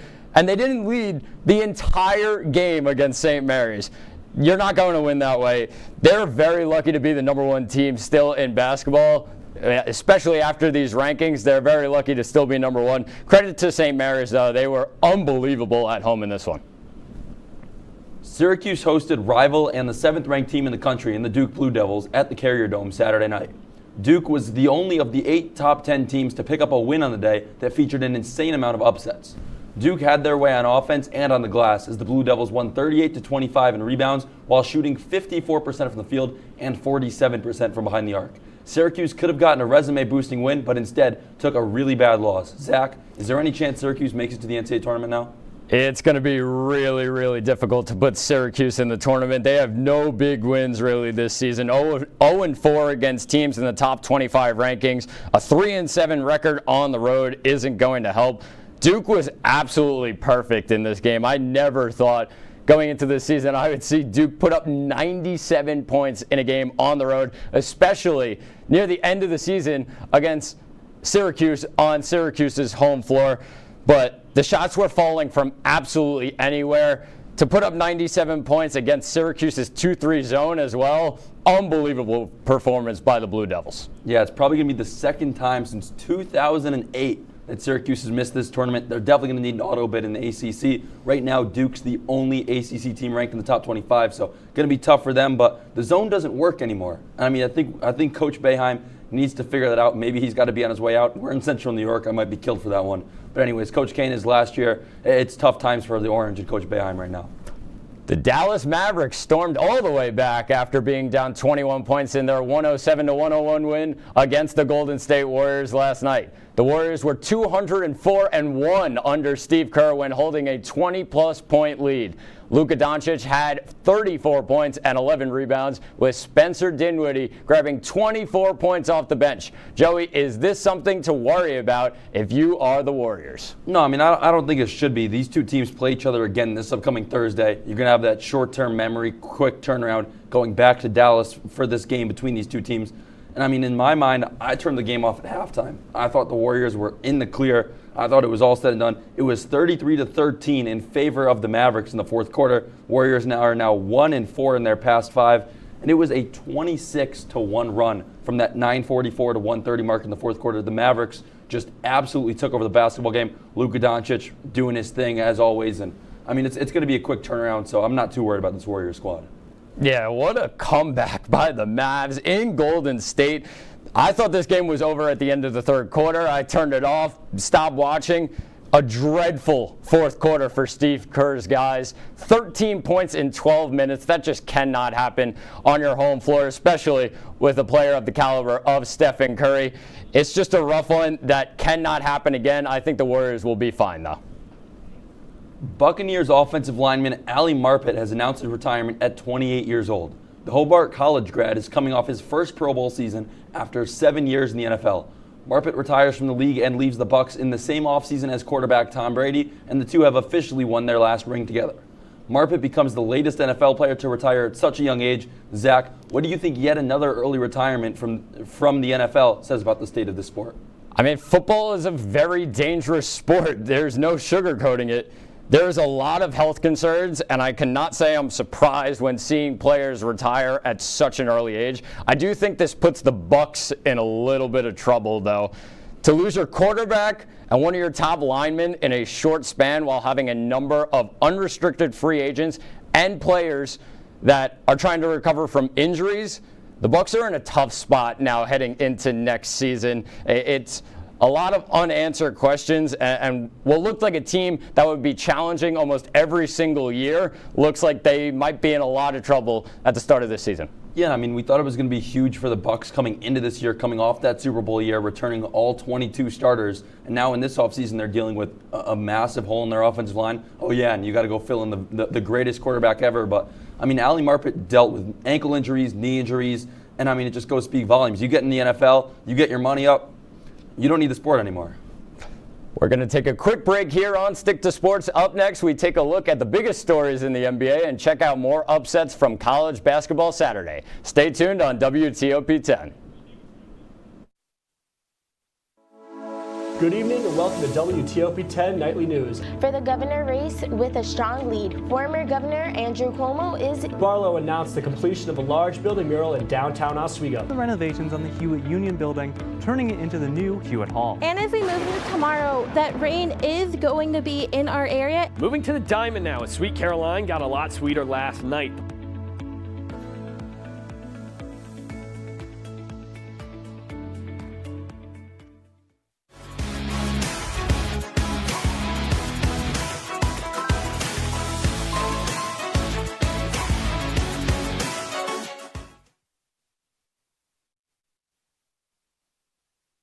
Major Discussions is the new show that explores the stories of students right here on campus. I personally came here to SUNY Oswego for the broadcasting program because I love to hear people's stories and to do work just like this.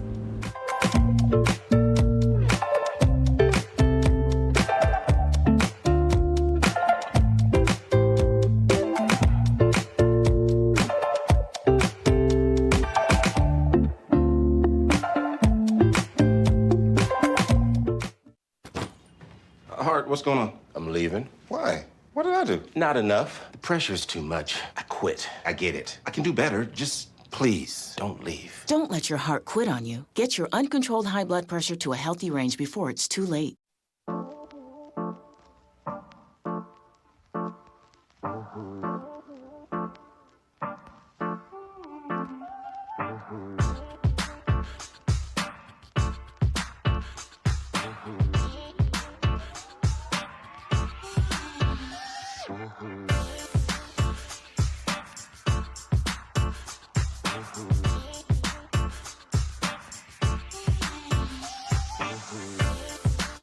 Welcome back to Stick to Sports. The Brooklyn Nets took down the Milwaukee Bucks 126-123 in a primetime matchup in Milwaukee on Saturday night. Nets point guard Kyrie Irving had 38 points, shooting 14 for 26 from the field for the Nets. The Nets sit as the 8th seed in the Eastern Conference, now 2.5 games up on the Charlotte Hornets. Joey, are the Nets the title favorites when Ben Simmons and Kevin Durant both return? I mean, I think they'd have to be. Obviously, you get Kevin Durant back, Ben Simmons coming in. I mean, who knows what he's going to bring to the squad. And now you're also adding in New York City lifting the vaccine mandate. Maybe Kyrie comes back. There's a million questions around this team. But if, I mean, half of them work out between Ben Simmons, being fully healthy physically, mentally, Kyrie can play. This Nets team, if they're all together, this is going to be a very dangerous squad come playoff time. I mean, it's a little biased. I'm a big Nets fan, but still definitely looking forward to seeing what this team brings. Plenty of super teams in the league right now, but this Nets team has to be a contender. Yeah, I think they should be. I think the biggest thing would be if certain mandates are lifted and they allow Kyrie to play in the home games. To pair up Kyrie, KD, and Ben Simmons, who's stopping that, really? The one weakness is down low, and I think they're going to have a little bit of a problem when they go up against Joel Embiid and Giannis Antetokounmpo if they do in the playoffs. But if they have all three of them back healthy and playing in every single game, I really don't think any team has a chance of stopping them. They're going to be my favorites for the NBA championship, no doubt about it. The number 1 seed Phoenix Suns dropped their first 2 home games without all-star point guard Chris Paul. Phoenix lost on Friday by 15 to the New Orleans Pelicans and lost by 4 yesterday to the Utah Jazz. The Suns are 6 games up in the West with 21 games remaining in the regular season. Joey, do you still think the Suns will get the number 1 seed in the West? I mean, Zach, this is going to be a team we're going to have to keep our eye on coming down the stretch. With Chris Paul out 6 to 8 weeks with that finger injury, their first week without him, going 1-2 without the veteran point guard. Not the start this team's looking for without Chris Paul in this lineup. But coming down the stretch, I mean, there's so many good teams in the West between the Grizzlies, the Jazz, the Mavericks, the Warriors, and there's plenty of season left. But obviously, right now, the gap between the Warriors and Suns is only 6.5 games. I think Golden State's going to catch them. I'm not that worried. I think they can't be getting beat, by teams that are under 500, especially by 15 to the Pelicans. It's going to be difficult without CP3, though. You kind of take a game out of Devin Booker. He's got to bring up the ball a lot more and can't be that guy off the wing to knock it down and take it to the basket. It is going to be hard for the Suns, but I think they'll get the number 1 seed in the end. James Harden has officially returned from injury for the Philadelphia 76ers. Philadelphia trounced both the Timberwolves and the Knicks on the road this weekend by a combined 47 points. Harden had 27 and 12 on Friday and 29, 10, and 16 on Sunday. After Sunday's game, Sixers center Joel Embiid described the duo as, quote, unstoppable. Joey, you agree with Embiid here? Yeah, I 100% agree with Joel Embiid. I mean, this is one of, if not the best scorers in the NBA in James Harden, and it's one of, if not the most dominant bigs in the NBA in Joel Embiid. These two combined on the same squad are going to be very close to untouchable the rest of this way. And I mean, keep in mind, beating the Knicks and Timberwolves, it's a little bit of a weaker start, and James Harden gets to kind of ease his way into things. But we saw what James Harden did going into Brooklyn. He loved being in there. As soon as things started falling apart, he wanted out. So we'll see. I think based on Harden's impact, it's unbelievable what he's doing for the Sixers, but I don't think they have a set-in-stone third guy like a team like the Nets does. I think that'll hurt them. Colorado's defense stifled Arizona's offense in a 79-63 win over the number 2 ranked Wildcats out west Saturday night. Colorado forced 16 turnovers and got 30 points from the 3 bench players that saw action. Tristan Da Silva was unstoppable for the Buffaloes. In his 19 points, he shot 7 of 10 from the field. Zach, while the Pac-12 will almost definitely have 3 teams in the NCAA tournament, how much does this Colorado win help their case to make it 4? I think this win is huge for Colorado, and a team that's gotten blown out by Oregon and also got blown out by Arizona State a couple weeks ago on their home floor.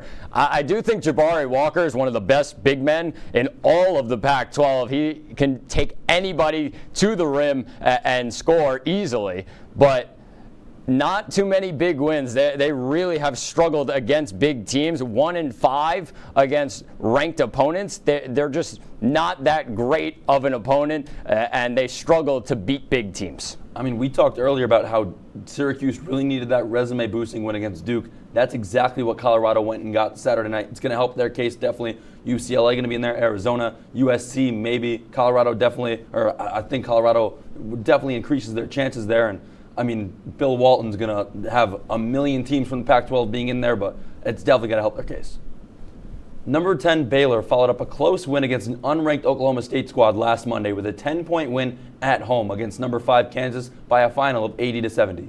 Baylor was lower than Kansas in the national rankings, but according to Vegas, the Bears were actually 3-point favorites. Baylor gave up 16 offensive rebounds and forced just 5 turnovers, resulting in Kansas taking 12 more field goals than the Bears. But the Jayhawks wound up making 4 less attempts. Zach, who do you have winning the Big 12? I got Kansas winning the Big 12. They are the best team in the Big 12. I know they've gotten a couple losses here and there, but they're playing in a really tough conference. That's what's going to happen. But they're the best team in the conference, and they have 2 of the best players in the conference, Ochai Agbaji, who can score like it's nothing. He's such a good shooter, and he can take it to the rim. And also Christian Braun off the wing. He's way too dangerous, but I have Kansas winning. I also have Kansas winning. I thought it was a very good sign that Baylor, we were in here last Monday, I thought it was a good sign they almost lost to Oklahoma State. They had all their attention on that Kansas game. That was an 110% effort from Baylor. You're not going to get that all the time from the Bears, but for Kansas, I'm with you. I have them as a favorite as well. Number 17 Tennessee pulled off the upset against number 3 Auburn, and it was yet another court storm on Saturday. Vegas again predicted the upset as Tennessee was a 3-point favorite. Tennessee dominated the glass, winning the rebound margin to 54-31. Zach, all these upsets, you got to think it's a great sign for an insane March Madness tournament, right? To be honest, I can't even tell you who my winner is right now for March Madness. I'm just going to go make a bracket and kind of see what happens. But what a win for Tennessee to beat Auburn just a couple weeks after they absolutely dominated Kentucky. It is unreal from Rick Barnes' men. And Zakai Ziegler has been a beast for Tennessee so far this season. Kennedy Chandler hasn't really completely stepped up to expectations, and they've kind of struggled here and there in the early stages of their season. But on their home floor, they can beat absolutely anybody. What a team. I mean, we all know there's always one guy in your bracket pool who just picks all of these upsets. There's a million of them. Usually doesn't do too great. This year might be a different story. It's a great sign Saturday. This NCAA tournament field is going to be wide open come March, and it's going to be a fun bracket without a doubt. It's going to be plenty of upsets. Great sign Saturday. There's really no definite champion, like you said. We have to take a quick break, but when we come back, Zach will be joined by Ben Diamond. Don't go anywhere. You're watching Stick to Sports. Athletics. Aaron, there were 6 big points. This is the one you've been waiting for. This group has never beaten Cortland. Getting started with some men's soccer as the Lakers had 2 conference matchups. For half of the Lakers' goals this entire season. Offense is key. You talked all about scoring goals.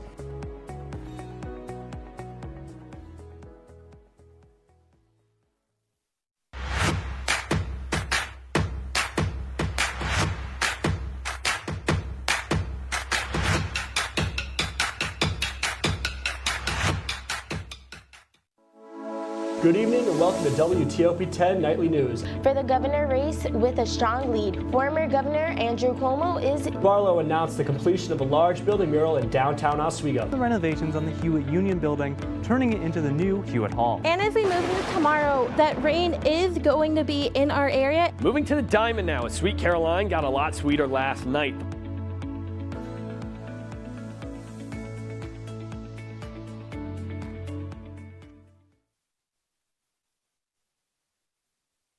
Life's taught me a lot, and I'm ready for more. Well, you're not the typical kind of candidate that I hire. But you are exactly what I'm looking for. Your company could be missing out on the candidates it needs most. Learn how to find a great pool of untapped talent at gradsoflife.org. We've been marinating chicken in all sorts of liquids for 24 hours.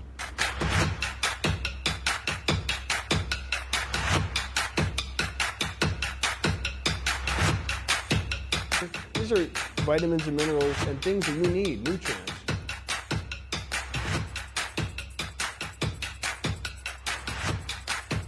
The chicken speedy is a staple of our culture.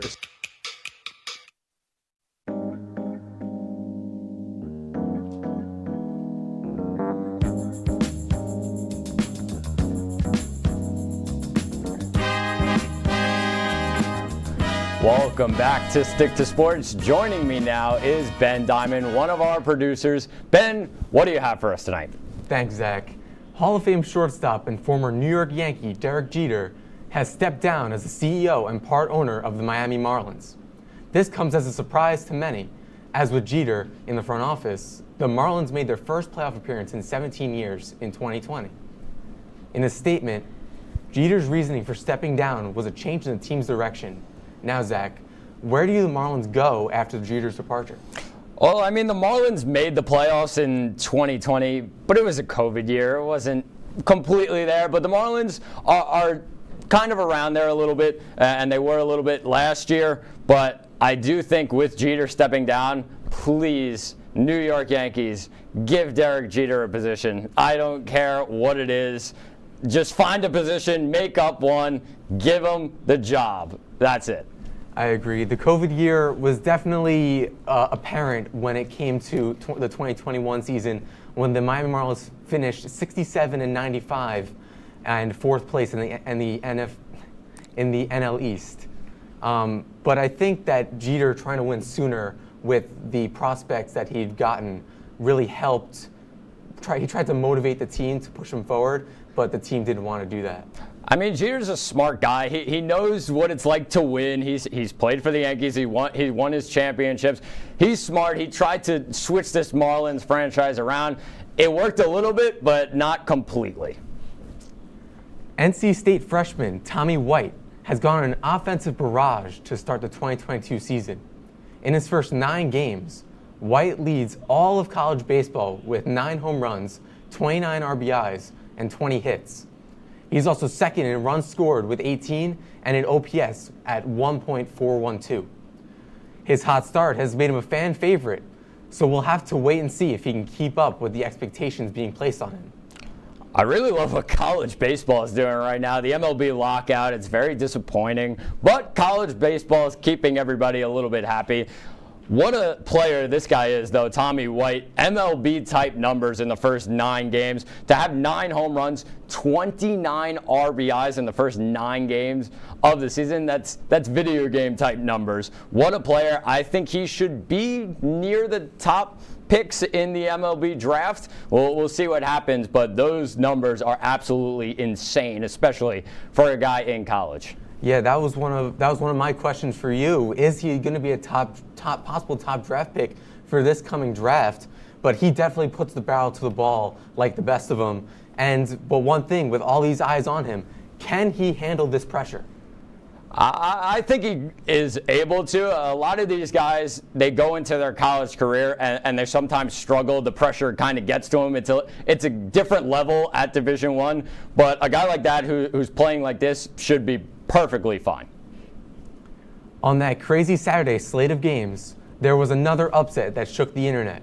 Number 4 ranked the Purdue Boilermakers fell to the unranked Michigan State Spartans 68-65 on a buzzer beater. Their 3rd loss via the buzzer beater this season. Michigan State's Tyson Walker is the player who knocked Purdue down to the 8th rank. Now, the few games for Purdue give them the chance to get back on track before the madness. I do really like Purdue, and I think they have one of the best teams in all of college basketball. Jaden Ivey, their guard, is a complete lottery pick. The front court of Williams and Edey is just so scary going into March Madness. How is anybody really going to stop those two? I know they don't usually play at the same exact time, but one coming off the bench when the other gets in foul trouble, both are so dominant they would start on absolutely any team in the country. I do think Michigan State has been very inconsistent, and a big win like this could boost their chances a little bit more. I think they'll be fine getting into the tournament. It's just been a shaky season for the Spartans. Yeah, I think versus Michigan State, it was more Edey and Ivey pulling the weight more than the rest of the team. And that's going to be very important to look at going into the tournament, because if players like Williams don't pull their weight and are inconsistent, they probably won't make it very far. And we'll take a quick break here on Stick to Sports. Thanks once again to Ben for his segment. When we come back, Joey and I will go through our best bets and what to watch for. Don't go anywhere. You're watching Stick to Sports on WTOP-10.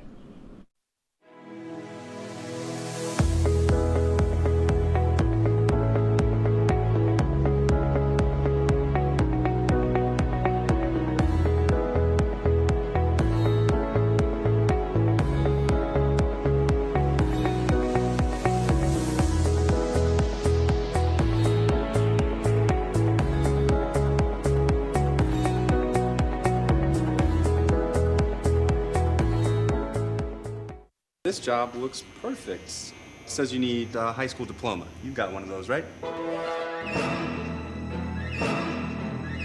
Skip the drama. Get your diploma. I got that. Find free adult education classes at finishyourdiploma.org. Major Discussions is the new show that explores the stories of students right here on campus.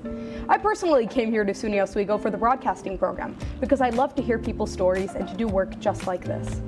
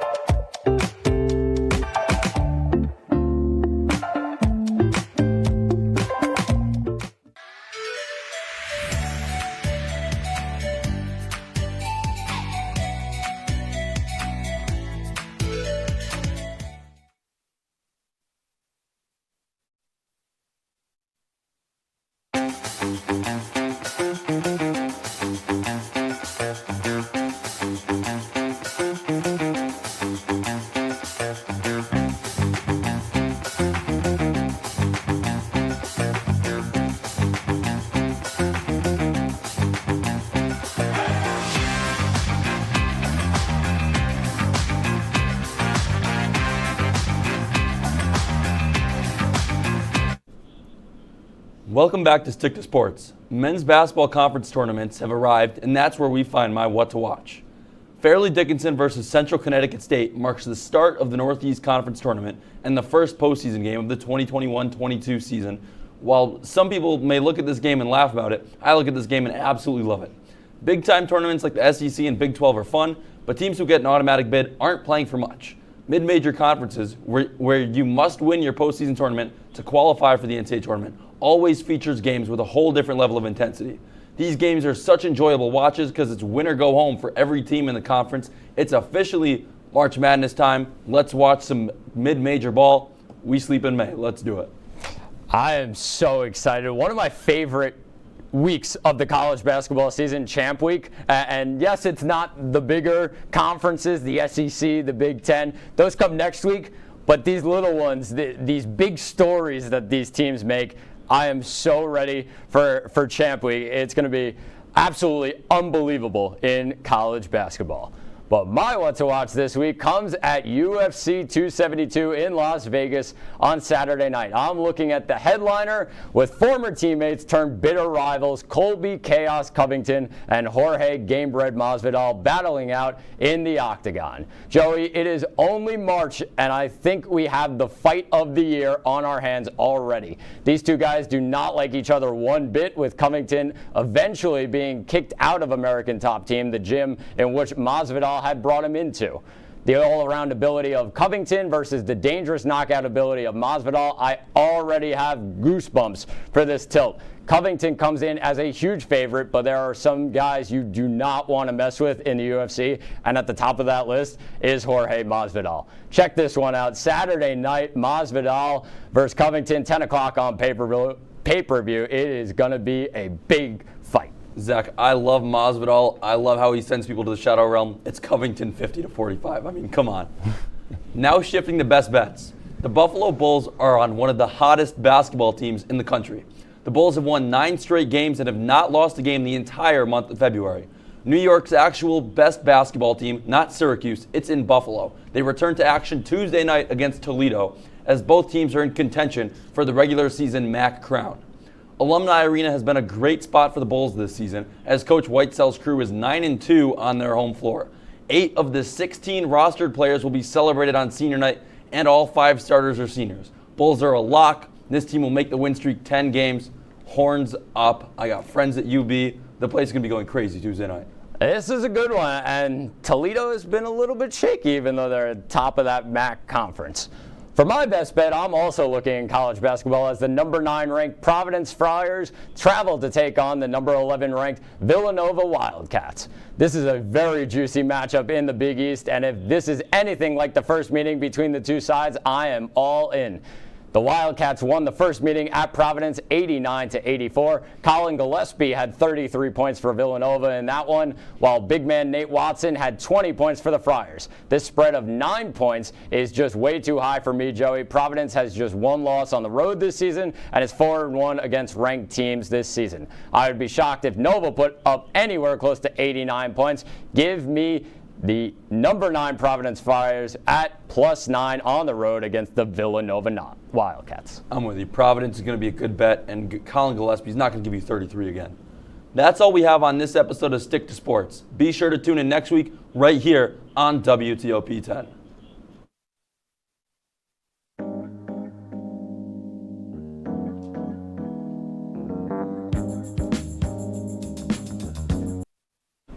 Welcome to Stick to Sports. I'm Zach Malamud. And I'm Joey Pulatsky. Today, the Bills score 6 points in Jacksonville, the Broncos shock America's team, and Purdue takes down Michigan State. Roll it.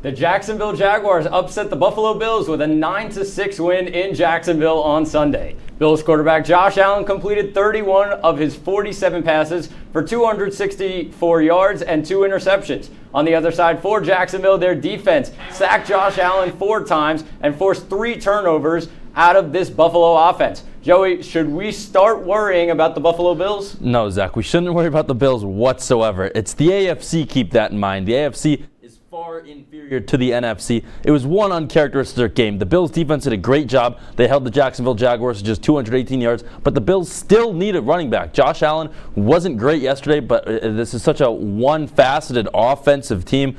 But Josh Allen knows they played poorly. It was one letdown game. It's not the end of the world. They're going to play the Jets next week. The Jets beat good teams, so we'll see. But I wouldn't worry about the Buffalo Bills at all. I can see what you're saying. I'm a little bit worried. They're still my pick out of the AFC and definitely out of the AFC East. But they need to have a better game plan on offense. They ran the ball 9 times yesterday. They rely so heavily on Josh Allen, and they should. He's an MVP caliber player every single year. But what happens when he's not playing as well as he should be in a game? Credit to Jacksonville. They had a great game plan on defense to shut down that quarterback. But we expect more from Buffalo. And they know they need to be better, especially if they want to advance far in the playoffs. The Denver Broncos defeated the Dallas Cowboys 30-16 down in the Lone Star State Sunday afternoon. Denver's defense was outstanding, holding Dallas to 290 total yards and keeping the Cowboys off the scoreboard until late in the fourth quarter. Zach, every team in the AFC West now holds a 4-win record. Do you think the Broncos even have a chance at winning this division? They definitely do. I think a lot of their offense needs to come in the run game, though. Going into this year, everyone expected Melvin Gordon to be the starting running back and Javonte Williams to take over midway through the season. But we haven't seen that, and Denver looks really good with the committee in the backfield. The Raiders lost to the Giants yesterday, and Kansas City has a really tough end-of-season schedule. So it's between Denver and the Chargers, and they haven't played each other yet this season. So 2 games against the Chargers, with both of those still on the calendar, Denver still has a shot in the AFC West. Yeah, I think somehow, some way, the Denver Broncos do indeed have a chance at winning this division. If you told me before the season the Broncos would have a chance at having a better record than the Kansas City Chiefs, I would have told you you're out of your mind. But somehow, some way, they're still there. Teddy Bridgewater is now 19-3 against the spread as a road underdog. Keep that in mind going forward. You'll get into that later as well. But Teddy Bridgewater is amazing as a road underdog. The Broncos play their best when doubted. The AFC West is wide open, and they just might be there come the postseason. No doubt. The Tennessee Titans moved to 7-2 after a dominant defensive performance against the Los Angeles Rams on Sunday. Matthew Stafford was picked off twice in this game, with Kevin Byard taking one to the house midway through the second quarter. Joey, most people counted out Tennessee when Derrick Henry went down. Where did the Titans rank in the AFC? Personally, I have the Titans as the 4th best team in the AFC. I have Bills, Ravens, Browns, Titans is my 4. I would have the Titans as 2 if Derrick Henry was still there, but obviously with the best running back in the NFL being out, it's going to knock you down. Somehow, the Titans were able to beat the Los Angeles Rams last night. They were carried by the defense. Stafford threw 2 really bad interceptions, and he went into halftime, regrouped. I thought the Rams were going to have a chance when Stafford had a chance to catch his breath and regain himself. They did have a chance, but the defense was really good last night against one of the best offenses in the league. The pick 6 and the interception on the 10-yard line just rattled Stafford. It was really clear, but it was a shocking result, and the defense stepped up without Derrick Henry playing in the game. Yeah, no doubt. I think they're number 3 with Henry's injury. I still have the Bills ahead of the Titans, even though the Titans beat them in Week 6. And I also have the Ravens ahead of them, just based on how good Lamar Jackson has been this season. But the Titans' weakness the last couple of years has been their defense. And to step up like they did against Matthew Stafford and that Rams offense was unbelievable to watch. The Cincinnati Bengals have now dropped back-to-back games for the first time this season after a 41-16 loss to the Cleveland Browns yesterday. Baker Mayfield posted an 82.7 QBR, while Nick Chubb went for 137 yards. Zach, is this more of a significant win for the Browns or a concern for the Bengals? I think this is way more significant for the Browns, a team that made it to the AFC divisional round last year, who have been below expectations so far. All the drama in midweek with Odell Beckham Jr. getting released. Baker Mayfield looked okay yesterday, and the defense dominated, forcing 3 turnovers against Joe Burrow and a Bengals offense that has been really good so far this season. Nobody expected the Bengals to be in the playoffs. A lot of people expected the Browns to be there. So the Browns winning in Cincinnati is a huge win for Cleveland. Yeah, I think there's going to be a great division coming down the line. But this was a huge win for the Browns. The Cleveland Browns got that swagger back yesterday. Baker no longer has to worry about finding Odell, whether Odell fans think he wasn't finding him enough and whatever it was. It was in the back of Baker's head, whether he wasn't throwing it to him enough or Baker thought he was going to try to throw too much, whatever it may be. But also the Cleveland Browns are finding out how to use Baker Mayfield with this left torn labrum. He was in the pocket a good amount yesterday, but he was still efficient, and the running game with Nick Chubb yesterday was really good. We're going to take a quick break here on Stick to Sports. Up next, we take a look at the NBA season so far and check in on the college football season. Stay tuned on WTOP-10.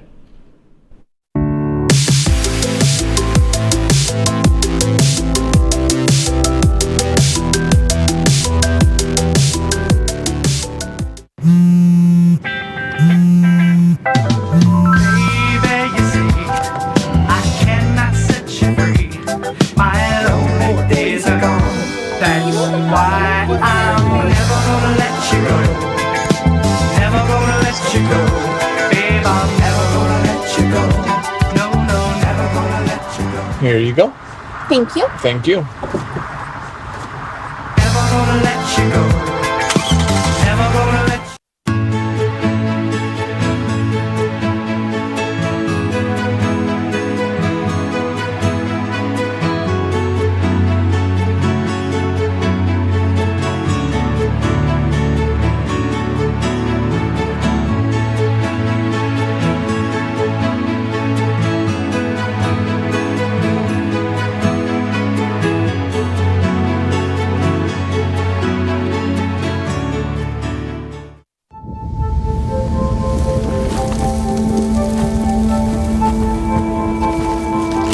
Eva Marie smoked 12,000 packs of cigarettes over 15 years.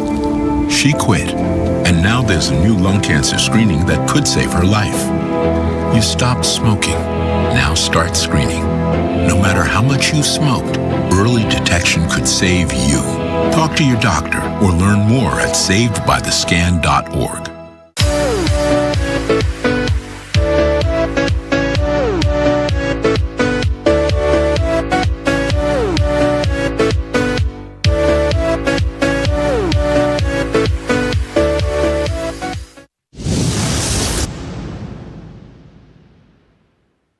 Welcome back to Stick to Sports. The first college football playoff rankings came out last Tuesday, and the committee placed the Michigan State Spartans at number 3 for the first time since they made the playoff in 2015. The Spartans traveled to Lafayette over the weekend and took a 40-29 upset loss against the Purdue Boilermakers. Joey, were we tricked on how good Michigan State actually is? No, Zach, in all honesty, I don't think we were. Purdue's just been playing up to teams all year. They got that win against Iowa a few weeks ago, now added Michigan State to the graveyard. But Aiden O'Connell had 536 yards and 3 touchdowns, while his number 1 wide receiver, David Bell, had 11 catches for 217 yards. David Bell ranked 6th in the NCAA in receiving yards, and Michigan State hasn't had a lockdown number 1 corner all year long. The leading receiver from opposing teams has gone over 100 yards in 4 of the past 5 games against Michigan State, and their defense has been having troubles against a number 1 wideout all year long, and David Bell proved that yesterday, and Kenneth Walker's Heisman chances are probably out the window with Michigan State's playoff chances. I think we were tricked a little bit, and Michigan State had an amazing comeback win against Michigan a week ago, and we shouldn't take that away from them. But that's a rivalry game, and you know rivalry games can go either way, and especially if it's in East Lansing with Michigan State being the home team. It was a great win, and Kenneth Walker is one of, if not the best running back in college football. They deserve to be in the top 3 for that win, but I think there are a lot of better teams than Michigan State in that college football playoff. On Saturday, the number 14 Texas A&M Aggies defeated the number 13 Auburn Tigers 20-3 at Kyle Field. Michael Clemens scored the only touchdown of the game with a 24-yard fumble return for the Aggies in the 4th quarter. Joey, a really defensive game in the SEC, but A&M deserve a lot of credit for what they've done without starting quarterback Haynes King this season, right? Oh yeah, without a doubt. I mean, whether A&M won that game or wherever they finished this season, they beat Alabama this year. The season's a success. Isaiah Spiller was great last year for A&M. It was huge for this offense, and he returned. And their defense has been outstanding all year long. Against Alabama, they gave up 38 points, but besides that, they haven't given up over 26 points all year. The defense carried A&M in this win over Auburn. The defense has been great. They're now 7-2. They've been really solid in the SEC all season long. Yeah, A&M deserves the credit they can get. This defense has an argument to be the second best in the SEC behind the Georgia Bulldogs. They've let up the second least amount of points in all of college football, like you brought up. They beat Alabama earlier in the season. Jimbo Fisher has a really good team here, and they're going to get a bowl game probably. Now beating Auburn, they held them to 3 points, and they held running back Tank Bigsby to only 70 rushing yards. A great defensive game by Texas A&M. The number 9 Wake Forest Demon Deacons were upset by the North Carolina Tar Heels in a 58-55 shootout on Saturday. Wake Forest quarterback Sam Hartman threw for under 50% of his passes for the first time this season, while throwing for 398 yards with 5 touchdowns and 2 interceptions. North Carolina's running back Ty Chandler took 22 carries for 213 yards and 4 touchdowns. What went wrong for Wake Forest, Joey? The Wake Forest defense has been awful all year long. They've been winning shootouts all season. This is a defense that gave up 56 points to Army. Keep that in mind. The defense has been awful. Both teams gave up over 100 yards and penalties as well. Both teams left the door wide open for the other squad, but UNC had 330 yards in rushing. Wake Forest couldn't do anything in the trenches, and the secondary was exposed all day long. What went wrong for Wake Forest, we brought up a couple weeks ago, and like you said, it's the defense. And like you said again, when you give up 56 points to Army, what is going to happen when you're playing bigger and better teams? And they went on the road to a tough North Carolina team, and they lost. The New York Knicks are off to a 6-4 start and in 6th place in the Eastern Conference. Julius Randle currently leads the team in points, assists, and rebounds. Through the first 1/8 of the season, the Knicks are on the inside of the playoff picture. Zach, what have you seen from the Knicks? The Knicks defense is awful, but it's only the first 10 games, so we can't worry too much. They have to improve a lot on the defensive side. They have a lot of time until the playoffs, but the Knicks need to find wins in the regular season, just like they did last year. In the NBA regular season, there's players resting every single night. So the Knicks, who send out the same players every single game, can win a lot of games just like they did a season ago. If they fix their defense, I think the Knicks' ceiling is a second-round playoff appearance. Yeah, the Knicks have been solid thus far. Julius Randle's just been doing what he does, averaging a double-double. If the Knicks want to be successful in the playoffs, they're going to need a guy around Julius Randle. But for right now, it's going to work for these New York Knicks. Evan Fournier was also a great addition. He's averaging over 15 points a game. Kemba Walker's averaging about 13 points per game as well. A couple of newcomers to these New York Knicks have been real solid. Tom Thibodeau coaches every single game to win as well. So you got to know that early in the season, the Knicks are going to be competing.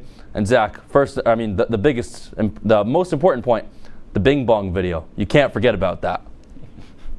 The Brooklyn Nets are in 3rd place in the Eastern Conference with a 7-3 record through their first 10 games. Kevin Durant leads the squad in points and rebounds, while James Harden leads in assists. Zach, what have you seen from the Nets in their first 10 games? The Nets are having a great season so far, as they should. They're scoring just over 105 points per game and are still 4 games over 500. Nobody expected that. My one worry about the Nets, and it's going to hurt them in the playoffs, where are the big men? Aldridge, Griffin, Millsap. This would be a great team if it was 6 years ago. But the Brooklyn Nets now, who is going to guard Giannis Antetokounmpo? When they get to the playoffs and they have to play the Milwaukee Bucks, they have nobody there for it, and that's why they went out last year. Yeah, I mean, that's been the big knack against the Nets for so much time. The big men inside is definitely an issue, but the Nets are still a title favorite in my eyes, without a doubt. James Harden's going to start to get calls at some point. He's been targeted with these new rules. It's kind of being overdone in my eyes, but it'll soften up on him without a doubt. Harden will be one of the elite scorers in the game again. Kevin Durant's in MVP form, averaging almost 29 points per game, leading the NBA. The Nets are going to be around in the postseason without a doubt. The Philadelphia 76ers, Miami Heat, and Brooklyn Nets make up the top 3 teams in the East, while the Golden State Warriors, Utah Jazz, and Dallas Mavericks make up the top 3 teams out West. Zach, so far this season, what surprised you, and what has gone as you expected? My most surprising needs to be the Washington Wizards, a team that was barely making it into the playoffs with Russell Westbrook and Bradley Beal last year. They just beat the defending champion Milwaukee Bucks. Now they did make a lot of changes in the offseason, but they don't have a player over 29 years old.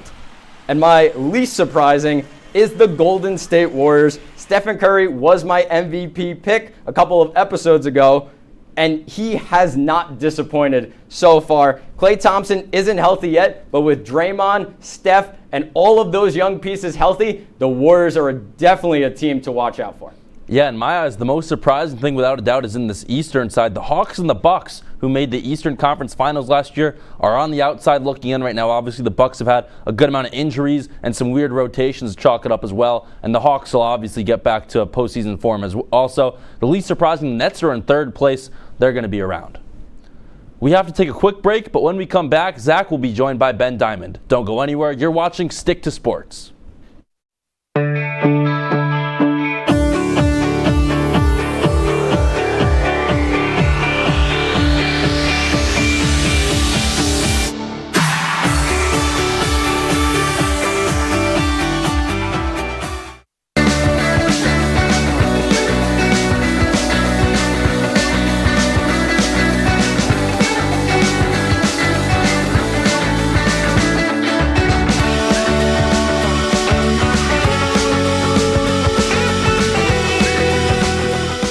It takes less than 1 minute to find out if you may have prediabetes.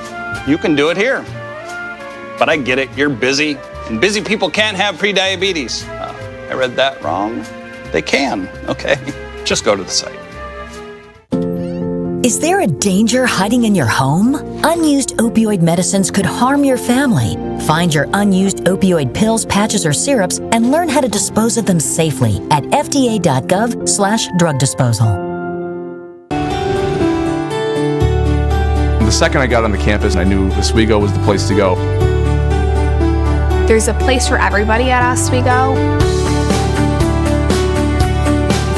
This school just opens the world to you. Have the opportunity to explore and to learn so many different things, not only about yourself, but the people around you and the world. It definitely is about the student. I felt it to be very about me.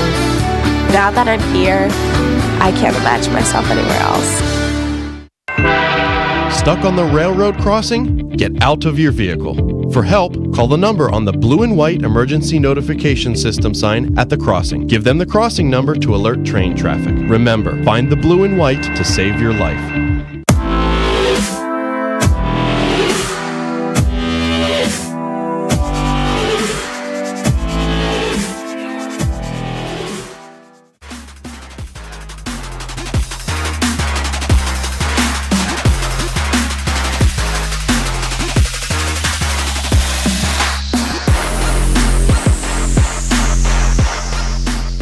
Welcome back to Stick to Sports. Joining me now is Ben Diamond, one of our producers. Ben, what do you have for us tonight?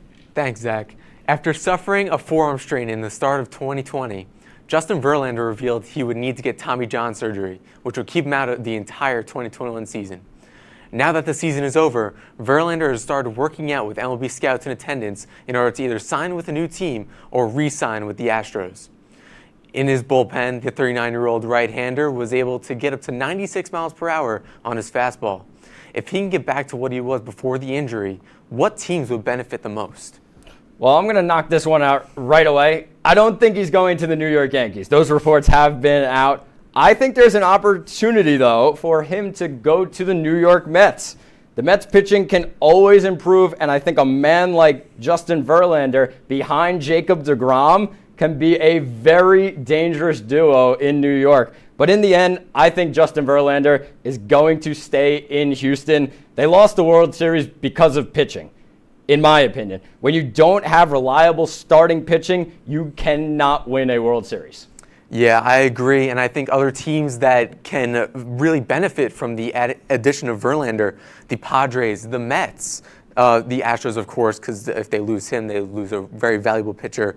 The Dodgers, who is pretty thin with Kershaw being a free agent right now and Bauer being a question mark, as well as young Dustin May, who is out until at least mid-May. And I think that these teams can really benefit from him. Over the weekend, Odell Beckham Jr. was released by the Cleveland Browns after a controversy stirred when his father posted a video about Baker Mayfield not giving his son the ball enough. The Browns ultimately decided that Beckham Jr. was no longer part of their long-term plans. Now he will have to go through a waiver period where a team is likely to pick him up, but the teams with the best bid are teams that are not in contention. And Beckham Jr. wants to go to a contender, but if a team out of contention picks him up, will he suck it up or will he try to force his way out? I think Odell Beckham Jr. will be a Seattle Seahawk when all of this is set and done. I don't believe he'll sign with a team that isn't a playoff contender, but the Seahawks is the best fit for him. Tyler Lockett in the slot, DK Metcalf out wide, Odell Beckham Jr. out wide on the other side. Seattle is 3-5, but when you hear that Russell Wilson is coming back and the 7th seed in the NFC is the 4-4 Atlanta Falcons, Seattle is ready to go, and Odell will boost their chances a lot. Yeah, I think even if he were to go to a bad team, I think he'd still suck it up because at the end of the season, he'll be able to sign with any team he wants. But I do agree with you. The Seahawks probably are the prime contender to get Odell Beckham Jr. And fitting him with DK Metcalf and Tyler Lockett, I really don't think that there will be a better wide receiver core in the league than that one in Seattle. Throughout the summer, Ben Simmons made it known that he no longer wanted to be a part of the 76ers franchise. So the team has made efforts to grant his wish, but no teams have seemed at all interested in the player who used to be regarded as a future star. That was until recently when the Boston Celtics have seemed interested in the Philly guard. If they were to trade for Simmons, they would likely have to give up a significant haul like Jaylen Brown because the 76ers still view Simmons as an asset of high value. Would a trade like this be smart for the Celtics? This would be a terrible trade for the Boston Celtics. Any team that is adding Ben Simmons needs to be prepared for his inability to score. How did the Celtics score? Jason Tatum and Jaylen Brown. That's about it. Obviously, Ben Simmons brings a lot as a point guard and on the defensive side, but he isn't going to help the Boston Celtics, who are struggling right now in the Eastern Conference. I definitely 100% agree with you.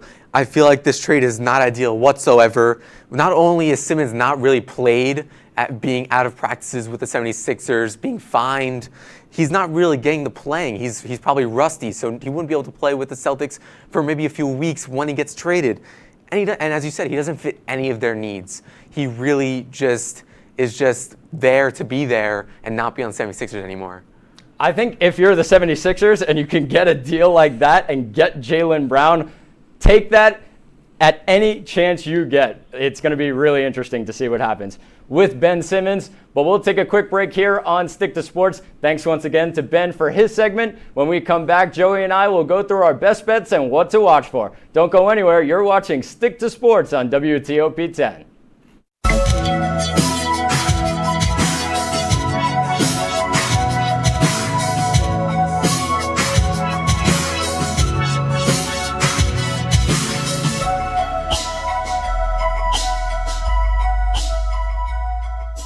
What would happen if I had to pick up the phone, call 911 for one of my family members or one of my neighbors? What would I do if no one was on the other end to respond? What if there was no 911? So you can be a part of the solution. Anybody can be a firefighter. Male, female, younger, older. We have school teachers. We have leaders in business. It's me, you, anyone that wants to be. There is no typical firefighter. Here at WTOP, we pride ourselves on delivering you all the news you need to know from the day's events. Whether it's happened on Capitol Hill or right here in Oswego, we make sure you know all about it. We keep you up to date on all your favorite Oswego and professional sports. And our Storm Team 10 meteorologists will make sure that you know exactly what weather you're up against when you start your day. Every Monday through Thursday night, make sure to tune in to Channel 10.2, because at WTOP, we don't just tell you the news. We are the news. My mother was always very familiar with her neighborhood, but one day she stopped at the stop sign for much longer than usual, and she didn't know whether she should go forward or turn, and she wasn't even really sure where she was at.